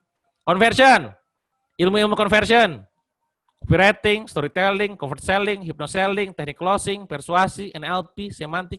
Ini kan nama-nama yang aneh-aneh gitu. Nah ini perlu dipelajari nih, diajarin sama tim-tim kita ini. Supaya apa? Supaya yang datang ke kita tuh, yang nelfon ke kita, yang SMS kita tuh beli gitu. Yang ini mah datang doang, kalau traffic mah ini mah jadi beli. Terakhir, relationship. Nah ini mah ranahnya kalian lah, customer relationship management, list building, branding, yang beli terus beli. Nah ini semua perlu dilatih ke mereka, mengaktifasi seller kita, si salesman kita ini, si tim kita ini, supaya terus makin jago jualan setiap harinya, sehingga ujung-ujungnya tuh dalam setiap bulannya target tercapai gitu ya. Oke, nah yang ketiga adalah customer loyalty strategi. Ini jelas, kalau ini adalah teman-teman pastinya melakukan hal-hal yang biasa teman-teman lakukan, cuma saya nggak tahu industrinya kayak apa secara pastinya. Karena ngasih diskon, cashback spesial buat mereka yang loyal, ngadain kopdar ya kayak gini, CRM, service ya. Goalnya adalah current market, beda dengan yang tadi, new semua, ini adalah current customer, berarti dirawat. Berarti rawat, cegat, pikat, embat, tadi, sikat, dan usut. Ya itu poin-poin keyword-keywordnya yang perlu Anda catat ya. Nah, di bagian ini adalah memastikan mereka repeat order, terus juga rekomendasi ke teman-teman yang lainnya. Ya standar lah ya, ada juga tahu lah kayak gini ya. Service selan, fast respon, bangun database, selalu penuhi janji, kontak rutin, program membership, promo bulanan khusus, kontrak pembelian, adakan kopdar, dan lain-lain. Dan kopdar nggak harus juga offline kalau zaman sekarang ya. Kayak ngopi kayak gini sore hari kan juga kopdar pada akhirnya kan. Nah, kuncinya adalah dari semua yang saya sampaikan barusan, ya dari mulai growth mindset dan juga strategi-strategi, digital dan segala macamnya itu, kita perlu kaku terhadap target kita. Fleksibel terhadap caranya. Kalau misalkan kita target gak tercapai, misalkan hanya menggunakan Facebook doang, Instagram doang, atau misalkan B2B doang, pakai cara yang lain. Ya, tapi Kang ini corona Kang, tapi kan ini tidak ada alasan. Ya, pokoknya nama hajar bleh. Tugas kita mah ikhtiar maksimal, semoga apa yang kita ikhtiarkan ini nantinya hasilnya bisa sesuai dengan apa yang kita harapkan. Jadi balik lagi, mindset dalam pikiran kita adalah jangan dibalik. Kaku terhadap cara, fleksibel terhadap target. Alah Pak, kagedean omsetnya Pak, targetnya turunin aja. Nah itu berarti kaku terhadap cara. Ya, fleksibel terhadap targetnya turunin. Udah hajar aja. Mau ada pandemi atau enggak tetap aja gitu ya. Sebagai penutup mungkin sebelum kita nanti kalau ada yang diskusikan, saya sekarang lagi menetapkan target sangat besar buat tim saya. Ya, ke tim saya juga ke klien-klien saya gitu. Bahkan itu bagi mereka sendiri itu gak masuk akal. pada saat kemarin nanya Kang, ini serius Kang nggak ada ampun nih gitu kan, targetnya masih segini. Ya tetap gue bilang nggak ada alasan, hajar boleh gitu. Tapi diajarin, dia gini gitu. Nah, bahkan saya pribadi bikin komitmen kalau misalkan nggak capai nanti gue bakal begini dan segala macam. Nah, itu perlu dilakukan. Dan ingat, sebagai seorang leader kita gak cuma sekedar ngasih contoh.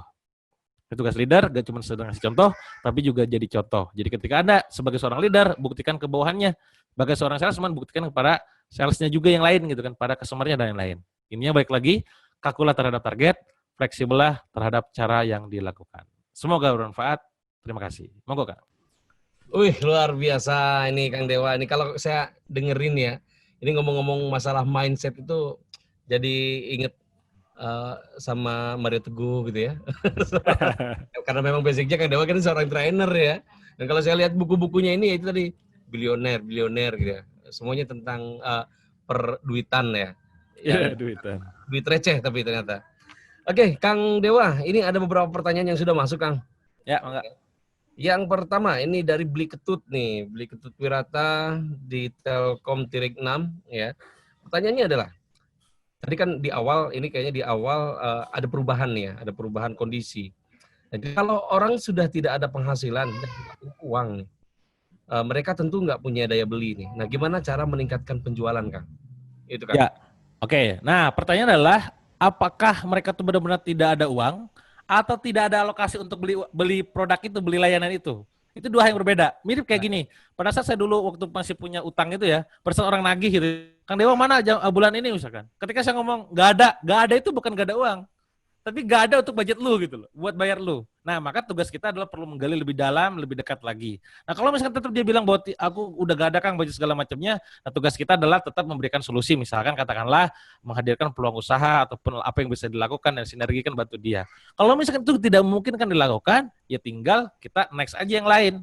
Karena tidak bisa dipungkiri, namanya orang itu ada titik maksimalnya. Gua gak ada budgetnya. Memang itu bukan market kita. Mirip kayak gini. Saya kemarin nanya di Facebook sama Instagram.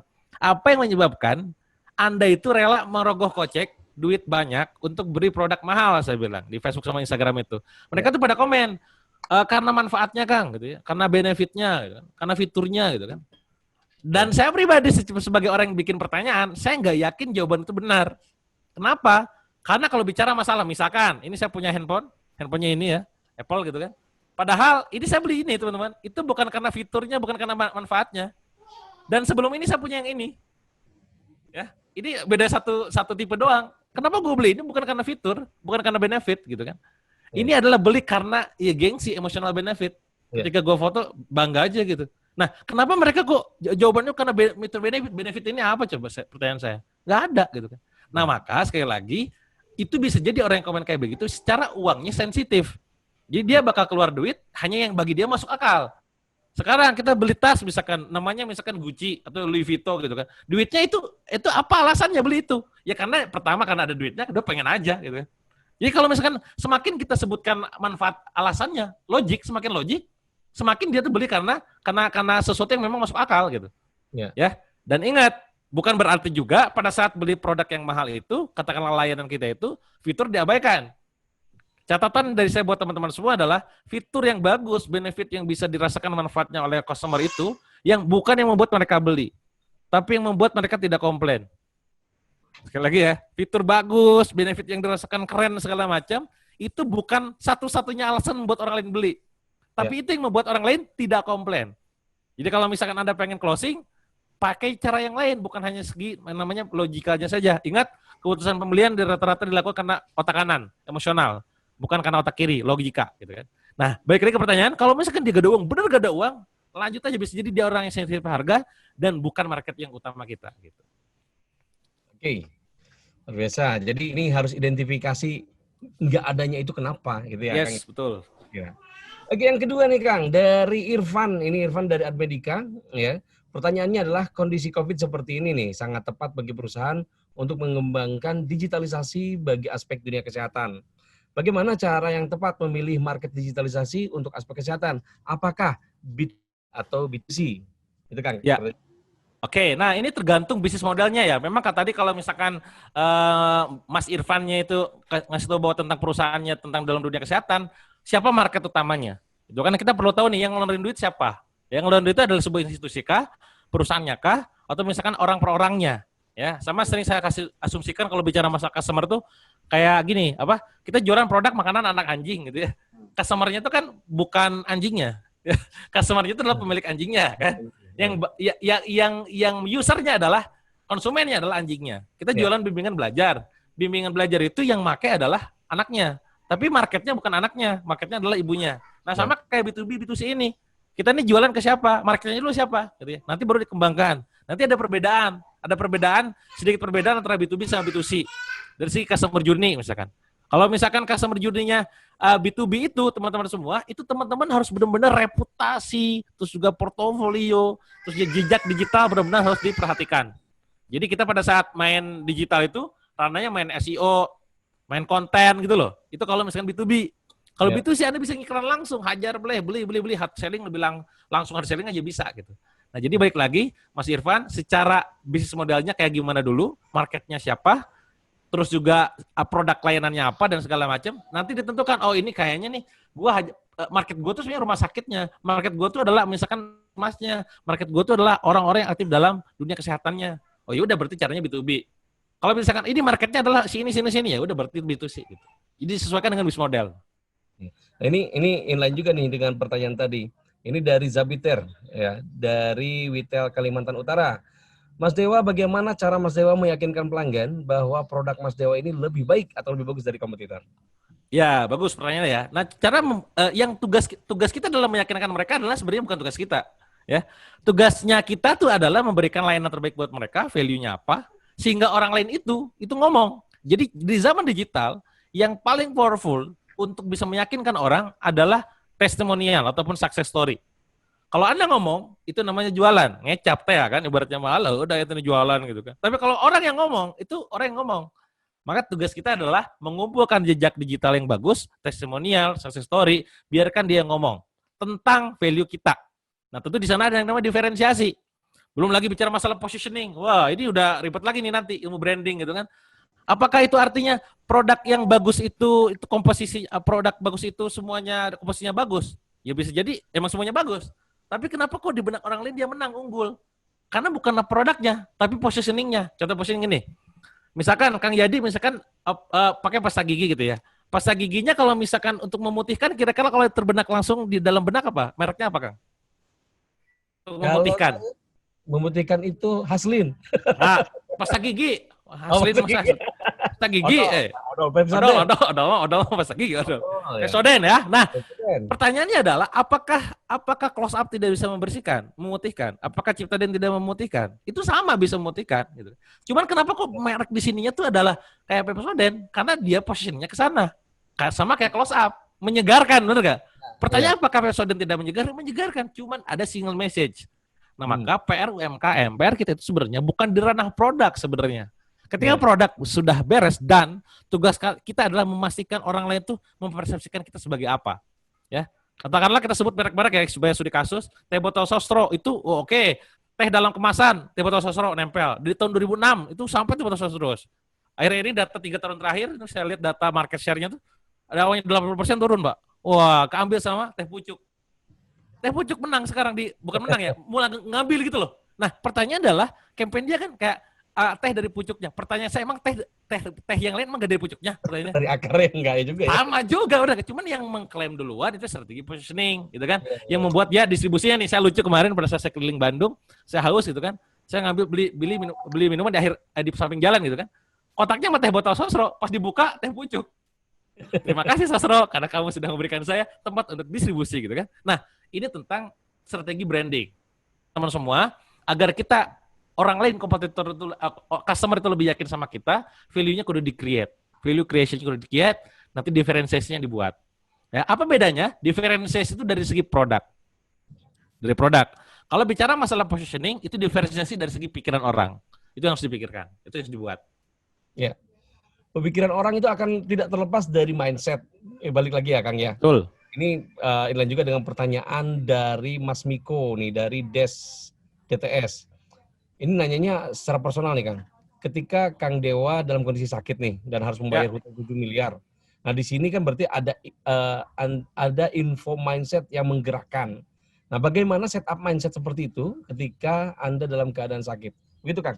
Ya. Nah, bagus juga ya, banyak juga yang nanya kayak gitu. Kang, kalau pas waktu dulu sakit sama waktu bangkrut tuh secara pengalaman gitu, mana yang lebih menderita gitu, mana yang lebih kayak wow gitu kan.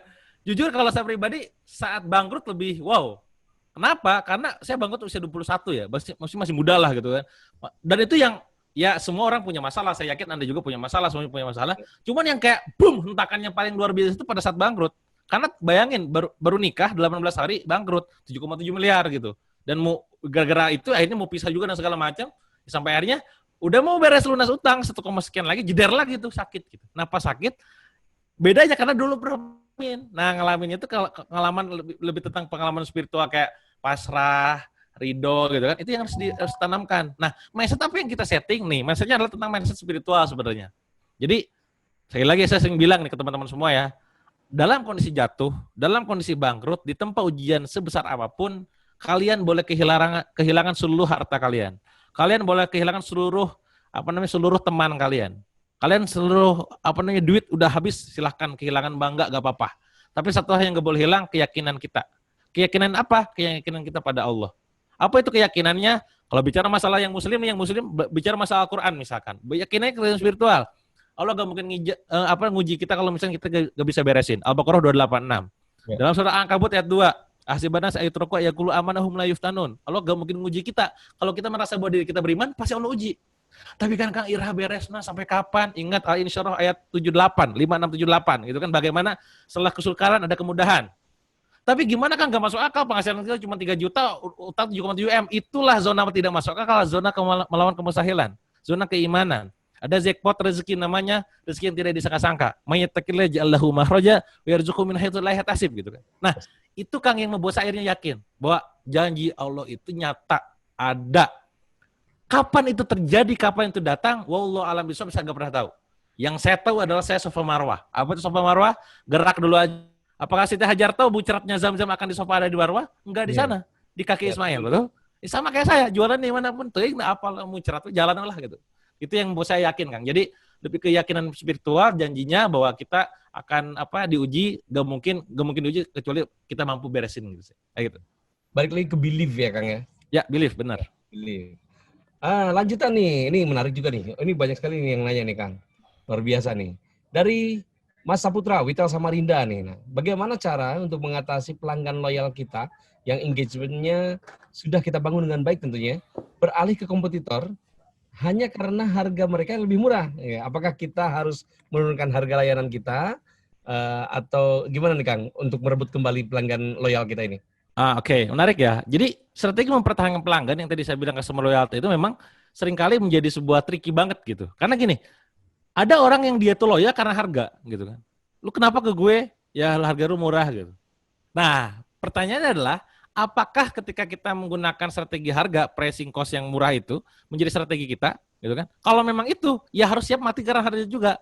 Ketika ada orang lain, misalkan layanan kompetitor harganya murah, kita bakal customer kayak pindah. Sama kayak gitu deh, kita punya karyawan gitu ya, dihajik sama perusahaan orang lain, lu gaji berapa sekian, di gue lebih gede loh, pindah tuh. Karena dia kerja berdasarkan uang gitu. Nah maka sebenarnya yang membuat loyal itu bukan masalah harganya, tapi sesuatu di balik harga itu. Itulah namanya value.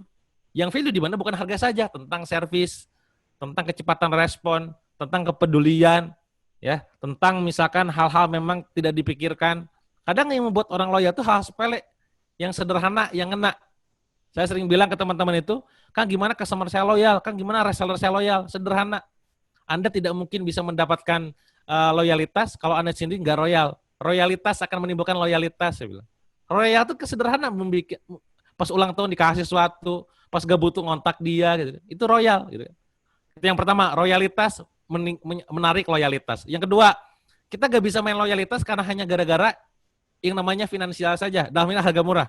Terus gimana Kang? Ikatan emosional. Ya. Jadi gak cuma sekedar finansial tapi juga ikatan emosional dan juga spiritual, apalagi kalau sampai segitunya. Wah, itu udah gak pindah itu kalau udah kayak gitu. Yang nomor 2, ya. Nomor 3 adalah bahwa yang namanya loyalitas itu tidak hadir di depan. Itu hadir di belakang. Biasanya ketika ada ujian. Ujiannya adalah komplain apa-apa tuh ya. Nah, yang membuat dia bertahan itu adalah karena ikatan emosional Anda, value Anda yang Anda pertahankan dan segala macamnya itu. Jadi saran saya buat teman-teman yang ketika begitu, tingkatkan lagi value-nya. Jangan menurunkan harganya, jangan dibanting lagi harganya. Bisnis, kalau ditanya bisnis, apa tujuan bisnis? Pasti pengen profit. Ya kalau turunin terus ya profitnya kagak ada dong gitu. Maka tugas kita adalah naikkan lagi value-nya dengan memberikan service lebih baik, terus juga hal-hal sepele tapi sederhana tapi kena tadi gitu. Ya. Jadi tidak membakar kapal kita ya Kang ya? Iya, enggak gitu. Pasti make sure bahwa kapal kita itu nyaman. Nah ini Dilan juga dengan pertanyaannya Pak Broto nih. Nah ini Pak Broto dari Direk 6 ya. Ini jika tidak salah Pak Broto ini OSM-nya Direk 6 nih. Kang Dewa, bagaimana cara meyakinkan agar tenaga penjual yakin dapat mencapai targetnya meskipun produk yang dijual biasa-biasa saja dibandingkan kompetitor? Gitu. Oke, nah ini menarik ya, karena tugas kita itu memastikan para tim kita itu kalau saya pribadi punya distributor, punya agent, punya reseller. Nah, yang menarik adalah dari reseller saya, dari agent saya dan distributor saya itu awalnya tuh nggak percaya dengan targetnya sendiri gitu. Sampai akhirnya kita yakinkan. Maka tugas leader adalah inspire the team agar mereka tuh yakin dengan apa yang kita tetapkan. Nah, tugas kita adalah mempush your limit. Jadi tugas mentor, maka tugas leader harus pastikan juga tugas mentor. Nah, berarti tugas kita semua nih pada saat punya tim itu adalah menjadi mentor buat mereka. Apa itu mentor? Tugasnya pertama, push your limit. Push their limit. Berarti limitnya di push gitu kan. Kalau misalkan target kamu berapa sebulan? 300 juta. 300 juta doang, 600 juta 2 kali lipat. Wah, sampai dia sendiri nggak percaya dengan targetnya. Biarkan, itu gitu cara mainnya. Itu push your limit. Kedua adalah helicopter view. Misalkan, aduh Kang, saya mah mentok Pak, kumaha deui rieuh euy. Nah, tugas kita sebagai mentor kudu bisa memberikan yang lain. Ah, gini nih, tuh kamu di situ tuh. Itu belum kamu lakuin kan? Belum, Kang. Ini udah belum. Coba dulu gitu. Nah, jadi kita ngarahkan, enggak cuma sekedar nanya doang. Kalau coach bisa nanya tuh kan, gimana apa-apa gitu. Kalau mentor tuh ngarahin. Kenapa disebut helicopter view? Karena kayak kita tersesat dalam hutan. Hanya yang bisa melihat jalan keluar adalah orang yang ada di atas gitu kan. Oh, itu kelihatan sana tuh jalannya gitu kan. Yang kedua, tugas mentor sebagai helicopter view. Tugas ketiga adalah untuk memastikan dia on the track, stay on the track. Ketika tengah jalan dia gak sesuai dengan target, gak sesuai dengan cara yang saya lakukan, maka ingetin. Ya, nah maka pastikan direction juga jelas. Oh, kamu gini gitu. Nah, dengan begitu, kita nanti pas di akhir tengah jalan itu bisa nanya, apalagi yang membuat kamu tidak yakin. Oh, saya Kang gak ada ini Kang. Oke, supaya bisa kayak gitu apa yang kamu lakukan? Nah, ini mulai coaching nih. Saya harus kayak gini, apalagi? Harus begini, apalagi? Gini, apalagi? Itu aja. Ya itu aja, Kang. Oke, kapan ini tercapai? Kapan ini kamu punya? Sekian. Kalau ini semua udah beres, kamu berarti yakin. Yakin gitu. Nah, itu baru coaching tuh, meyakinkannya. Tapi sumber daya dijelasin dulu. Oh, gue butuh ada mentor, gue butuh ilmu ini. Oke, bro, gitu ya. Kalau ini semua udah ada, apa kamu yakin? Yakin, Kang? Oke, good. Semangat, gitu kan. Nah, jadi tugas kita sekali lagi, sebagai seorang leader, juga harus menjadi seorang mentor dan juga jadi seorang coach. Untuk bisa meyakinkan mereka, mencapai targetnya. Dan pastinya untuk menjaga itu, tugas kita juga jadi motivator pada akhirnya kan. Oh, semangat dan segala macam. Dan ingat, semangat teman-teman ini juga yang orang lain kadang tidak pahami ya. Semangat itu bukan sesuatu yang bisa diperintah. Misalkan saya ngomong ke Kang Yadi, Kang semangat Kang gitu, nggak bisa. Karena semangat itu sebuah emosi yang harus dipicu bukan diperintah. Contoh, stand up comedy ngomong, Assalamualaikum, halo gue Dewa, gue mau cerita, ini cerita lucu banget. Gak mungkin ente ngomong lucu banget. Ya. Supaya mereka ketawa, Anda gak usah ngomong lucu. Semakin Anda ngomong lucu, semakin dia gak ketawa gitu loh. Maka tugas kita adalah memicu. Ngomong, Waalaikumsalam, gue Dewa, gue kemarin ketemu orang, ini. Oh, ngakak gitu kan. Dipicu dengan cerita. Sama ketika misalkan teman-teman pengen memotivasi timnya, salesnya gitu ya. Di HP itu misalkan ketika di grup WA misalkan, jangan langsung bilang, semangat teman-teman, gak bisa. Dia gak semangat. Walaupun dia ngomong semangat, bohong, gak semangat. Maka tugas kita adalah memberi trigger dengan cerita misalkan. Teman-teman ada cerita menarik nih, kemarin gue ketemu ini, gitu. Ini, ada cerita ini. Nah, pas orang baca itu langsung, wah Masya Allah, wah jadi semangat. Nah itu semangat.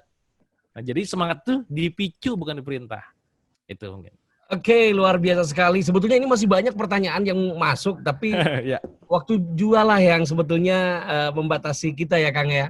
Namun rekan-rekan nih Sobat Kopdar Insight yang hadir di sini, gak usah khawatir. Ini Kang Dewa ini, kalau ingin nanya-nanya banyak, langsung saja follow Dewa Eka Prayoga di IG ya, Twitter juga YouTube-nya. YouTube-nya bisa langsung subscribe. Kalau saya lihat ini subscribernya ini ada sekitar 290-an ribu ya, 200 ribuan. Ini kalau saya tebak kasarnya, Kang Dewa bisa dapat 200 jutaan lah. Waduh, tebak-tebak lah. Saya lihat ini channelnya udah dapat silver ya Kang ya? Iya, udah. Alhamdulillah. Oke, mudah-mudahan nanti di sini bagi YouTuber-YouTuber yang pengen eksis kayak Kang Dewa dan bermanfaat tentunya ya. Selain kita jualan di perusahaan, juga kita bisa memberikan manfaat ya langsung secara personal. Ini bisa langsung, silakan kepoin aja terus nih medsosnya Kang Dewa. Kang Dewa, terakhir nih. Ya. Menurut Kang Dewa nih, zaman pandemik ini, e-commerce bagi Kang Dewa ini seperti apa, Kang? Ya, pastinya naik banget ya. Sebenarnya tuh orang tuh butuh itu. Gini, saya melihat sekarang bahwa ada 3 yang perlu teman-teman ketahui dulu nih bicara masalah digital ya. Ada yang namanya tuh channel promosi, kanal promosi. Apa itu kanal promosi, channel promosi itu channel gimana caranya orang itu dapetin traffic. Kita dapetin traffic. Kayak misalkan dari sosmed, WA, Facebook, Instagram, YouTube, TikTok, podcast, dan lain-lain. Itu channel promosi tuh. Nah, yang kedua adalah channel transaksi. Apa itu channel transaksi? Di mana orang lain beli, orang transfer duit. Nah, kemungkinan besar di Indonesia cuma 3 yang saya perhatikan. Pertama adalah di web store, websitenya sendiri, e-commerce-nya. Kedua adalah di marketplace. Ketiga adalah di WA biasanya. Yang lain-lainnya bisa tambahan-tambahan tuh. Yang ketiga adalah channel distribusi, gimana produk itu sampai ke dia. Nah, teman-teman yang mau go online, e-commerce ini gitu kan, kudu paham dulu nih bisnis modelnya kayak apa sebenarnya. Wah, gue bisnis modelnya kayak gini. Oh, sebenarnya gue bisa pakai channel distribusi ini. Oh, gue nanti ininya di website deh. Gue di sini gitu. Jadi clear. Nah, kebanyakan orang UMKM semuanya dari kita itu rata-rata sebelum ngomongin teknis kayak promosi di mana, gimana caranya naikkan omset, bisnis modelnya masih kacau. Nah, tugas teman-teman semua pada saat ingin meningkatkan omset, penjualan dan lain-lain, dalami dulu bisnis modelnya kayak apa sehingga nantinya hasilnya bisa maksimal. Gitu. Oke, luar biasa. Nah, ada satu tadi dari statement Kang Dewa yang diminati oleh salah satu leader di Infomedia di sini, Pak Ito. Pak Ito, halo Pak Ito. Siap, Kang Edi. Ada sesuatu yang menarik nih yang ingin Pak Ito sampaikan ke Kang Dewa, Pak Ito. Monggo, Pak. Iya, Kang Dewa, terima kasih banyak insight-insight-nya buat kami, khususnya buat Infomedia. Nah, saya tadi tertarik. Saya tadi tertarik dengan customer loyalty ya.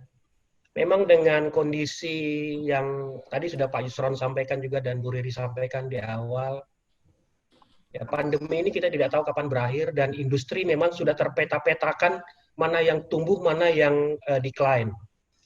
Nah, tinggal kita menyikapi bagaimana yang decline ini supaya tetap hidup, bertahan, dan bagaimana yang tumbuh ini ada opportunity-nya yang bisa kita ambil. Nah, yang buat kami, atau tadi statement-nya Kang Dewa, itu customer loyalty itu satu hal yang harus jadi skala prioritas untuk saat ini, supaya kita bisa bertahan. Betul. Tidak hanya, bahkan bisa tumbuh. Jadi, ya. Pelanggan-pelanggan existing kita itu masih banyak opportunity untuk upselling dari pendapatan atau revenue yang ada. Nah, tinggal bagaimana kita membuat customer itu tetap loyal. Tadi ada jurusnya tuh yang terakhir, saya suka itu. Royalitas membuat loyalitas. Nah, mudah-mudahan itu bisa kita lakukan bersama-sama. Ya. Nah, royalitas itu tadi bukan tidak hanya finansial, tapi say hello. Apalagi besok hari pelanggan ini, hari pelanggan nasional. Iya. Jangan lupa pelanggan-pelanggan existing kita say hello. Saya rasa itu, terima kasih ya Kang Dewa atas semua insight-nya. Sukses selalu. Ya. Baik, terima kasih Pak Ito juga yang sudah menyampaikan ya. Ini luar biasa Kang Dewa, terima kasih. Tadi Kang Dewa sempat mention juga ya terkait e-commerce. Nah, sahabat Kopdar semua ya dan Kang Dewa, ini kebetulan kami di Infomedia itu ada e-commerce. Ya. Seperti apa itu? Ini mungkin akan langsung disampaikan oleh master produknya Infomedia nih. Pak Widi Sagita. Pak Widi, silakan Pak. Ya. Oke, makasih Yadi. Salam Kang Dewa, makasih tadi insight-nya sekali ya untuk bisa memotivasi kita semua di keluarga Telkom Group inilah. Ini kebetulan di sini kan selain ada Telkom regional nih seluruh Indonesia nih Kang. Jadi ada mulai dari Tirek 1 itu Sumatera sampai Tirek 7 itu bagian timur Indonesia. Jadi mungkin beberapa di sana sekarang udah jam 6 juga nih kayaknya nih. Udah maghrib kayaknya di sana yang bagian timur karena kita itu kan memang kenapa semangat pagi kita tuh 3 kali nih pagi karena ya kita ada 3 waktu Indonesia gitu. Nah, mungkin langsung aja ke slide-nya ya. Saya mungkin izin untuk share screen. Jadi memang tadi kalau dari Kang Dewa itu kan sempat tadi ya dibilang bahwa e-commerce itu digital itu sekarang ya kalau nggak good digital ya goodbye kan gitu. Nah ini sebetulnya satu lagi persembahan dari Infomedia ini. Kita soft launch aplikasi namanya Mimin. Kenapa namanya Mimin? Karena memang kalau di sosial media itu kan biasanya itu kan admin tuh dipanggilnya Min gitu kan. Nah ini kita simple aja namanya adalah Mimin. Jadi tagline kita itu ya jualan mudah di sosial media itu ya di Mimin gitu.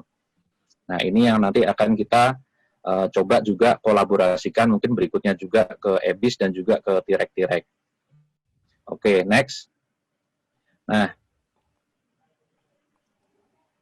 next. Ya, jadi kalau kita bicara potensinya, jadi memang Mimin ini lekat kaitannya dengan social commerce. Ini suara saya kedengeran ya? Jelas Pak, jelas. Ya, jadi dan kenapa social commerce? Ya, jadi memang kalau tadi bisa lihat dari materinya Kang Dewa juga ya, sekarang ini kan sebetulnya memang kita ini baru dalam kondisi yang agak susah karena semua itu kebanyakan mungkin beraktivitas dan bekerja dari rumah. Tapi di situ sebetulnya justru ada opportunity juga nih di kita. Karena apa? Dengan stay at home ekonomi itu, orang itu sekarang ternyata banyak nih yang juga akhirnya dadakan bisnis dari rumah juga kan.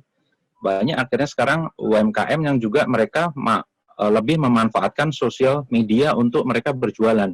Mungkin banyak dari kita yang juga sebetulnya sekarang juga udah lihat tuh, entah itu lewat Instagram, entah itu lewat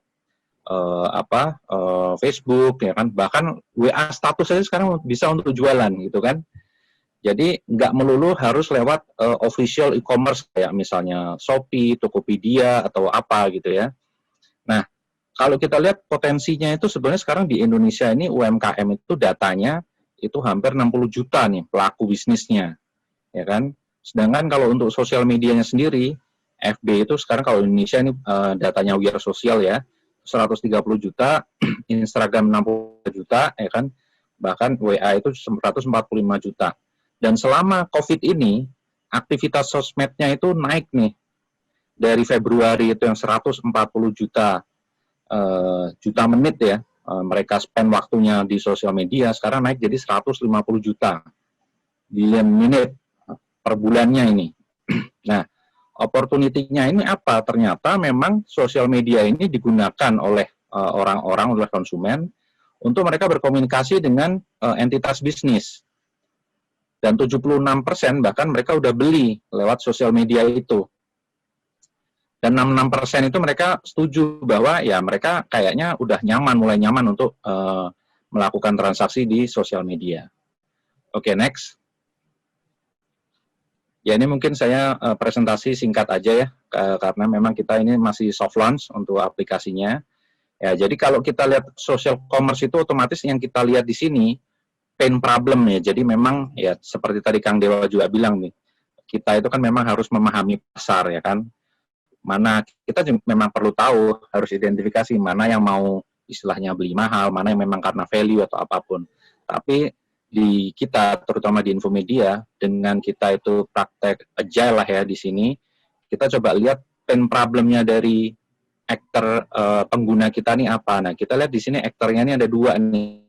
Ada dari sisi buyernya sendiri, ya memang pembeli, dan juga dari pemilik toko atau yang penjual.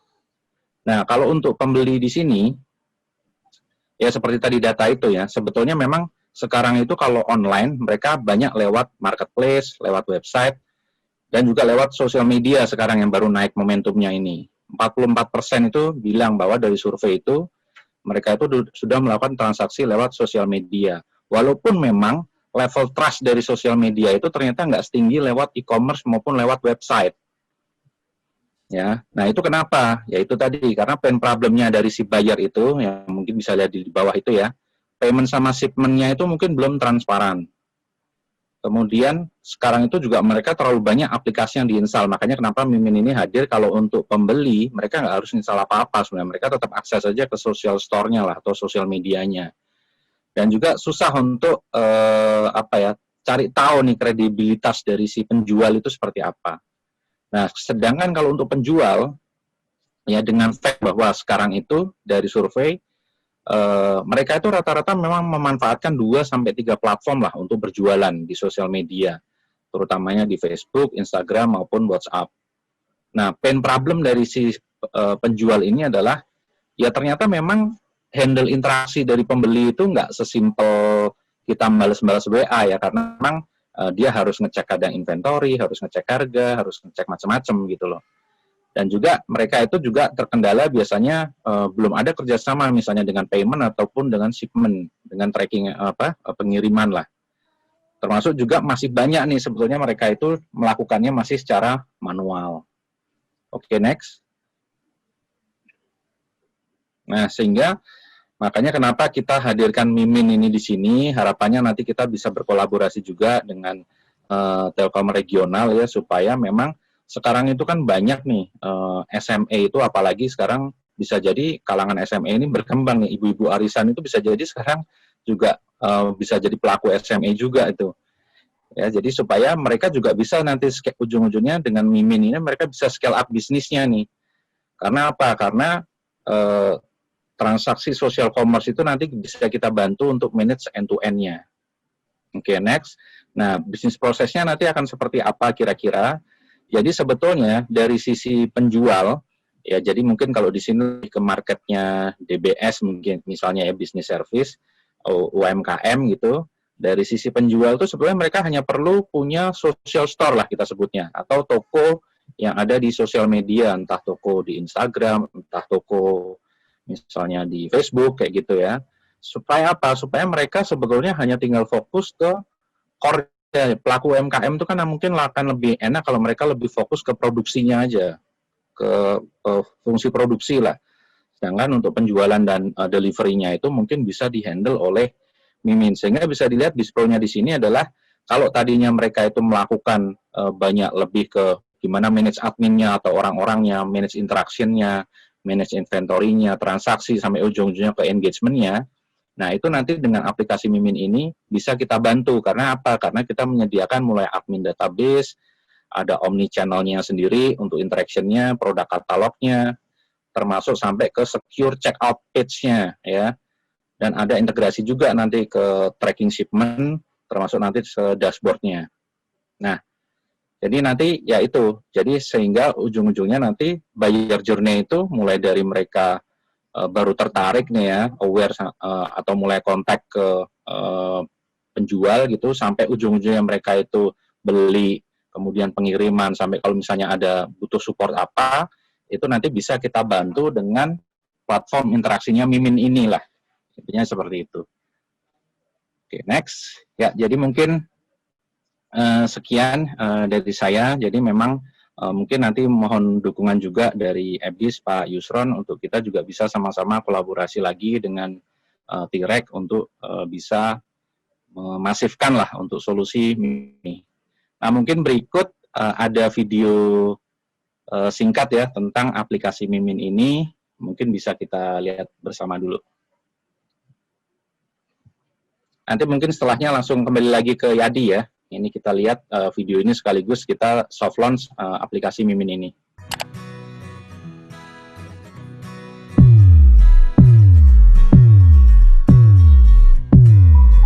Hai, perusahaan kamu punya sosial media?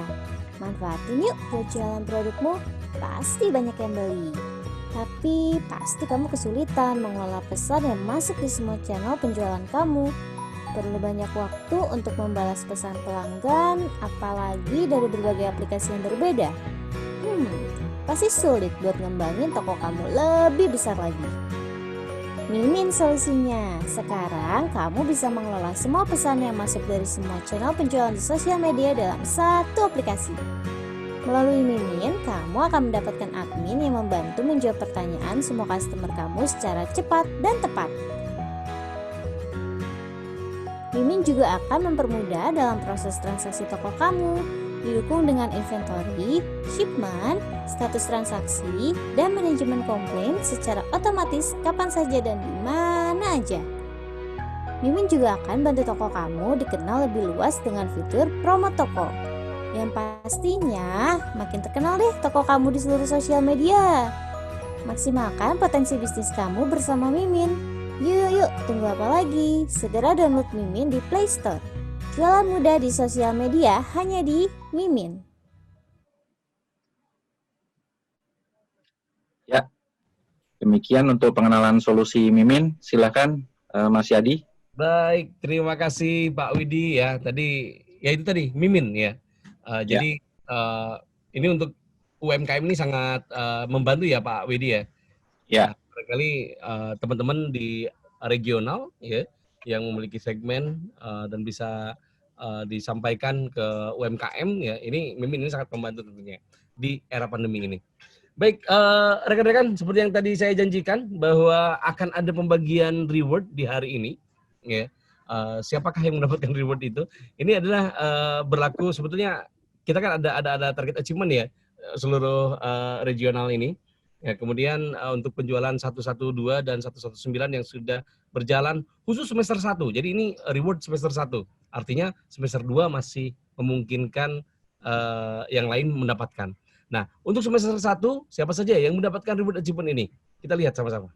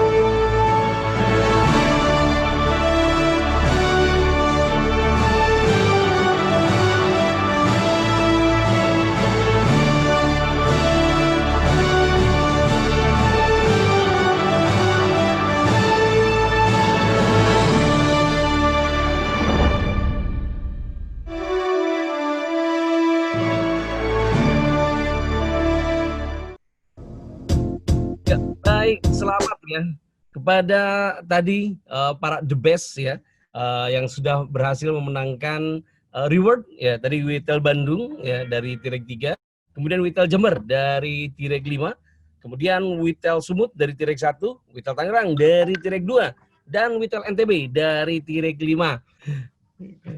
Baik. Dan tentunya sekali lagi terima kasih pada rekan-rekan yang hadir di sini, para senior leader juga yang sudah menyempatkan waktunya ikut di Kopi Darat Insight Solution Regional ya, forum kopi sore kita Ya, kita akan bertemu lagi di edisi selanjutnya. Terima kasih. Assalamualaikum warahmatullahi wabarakatuh.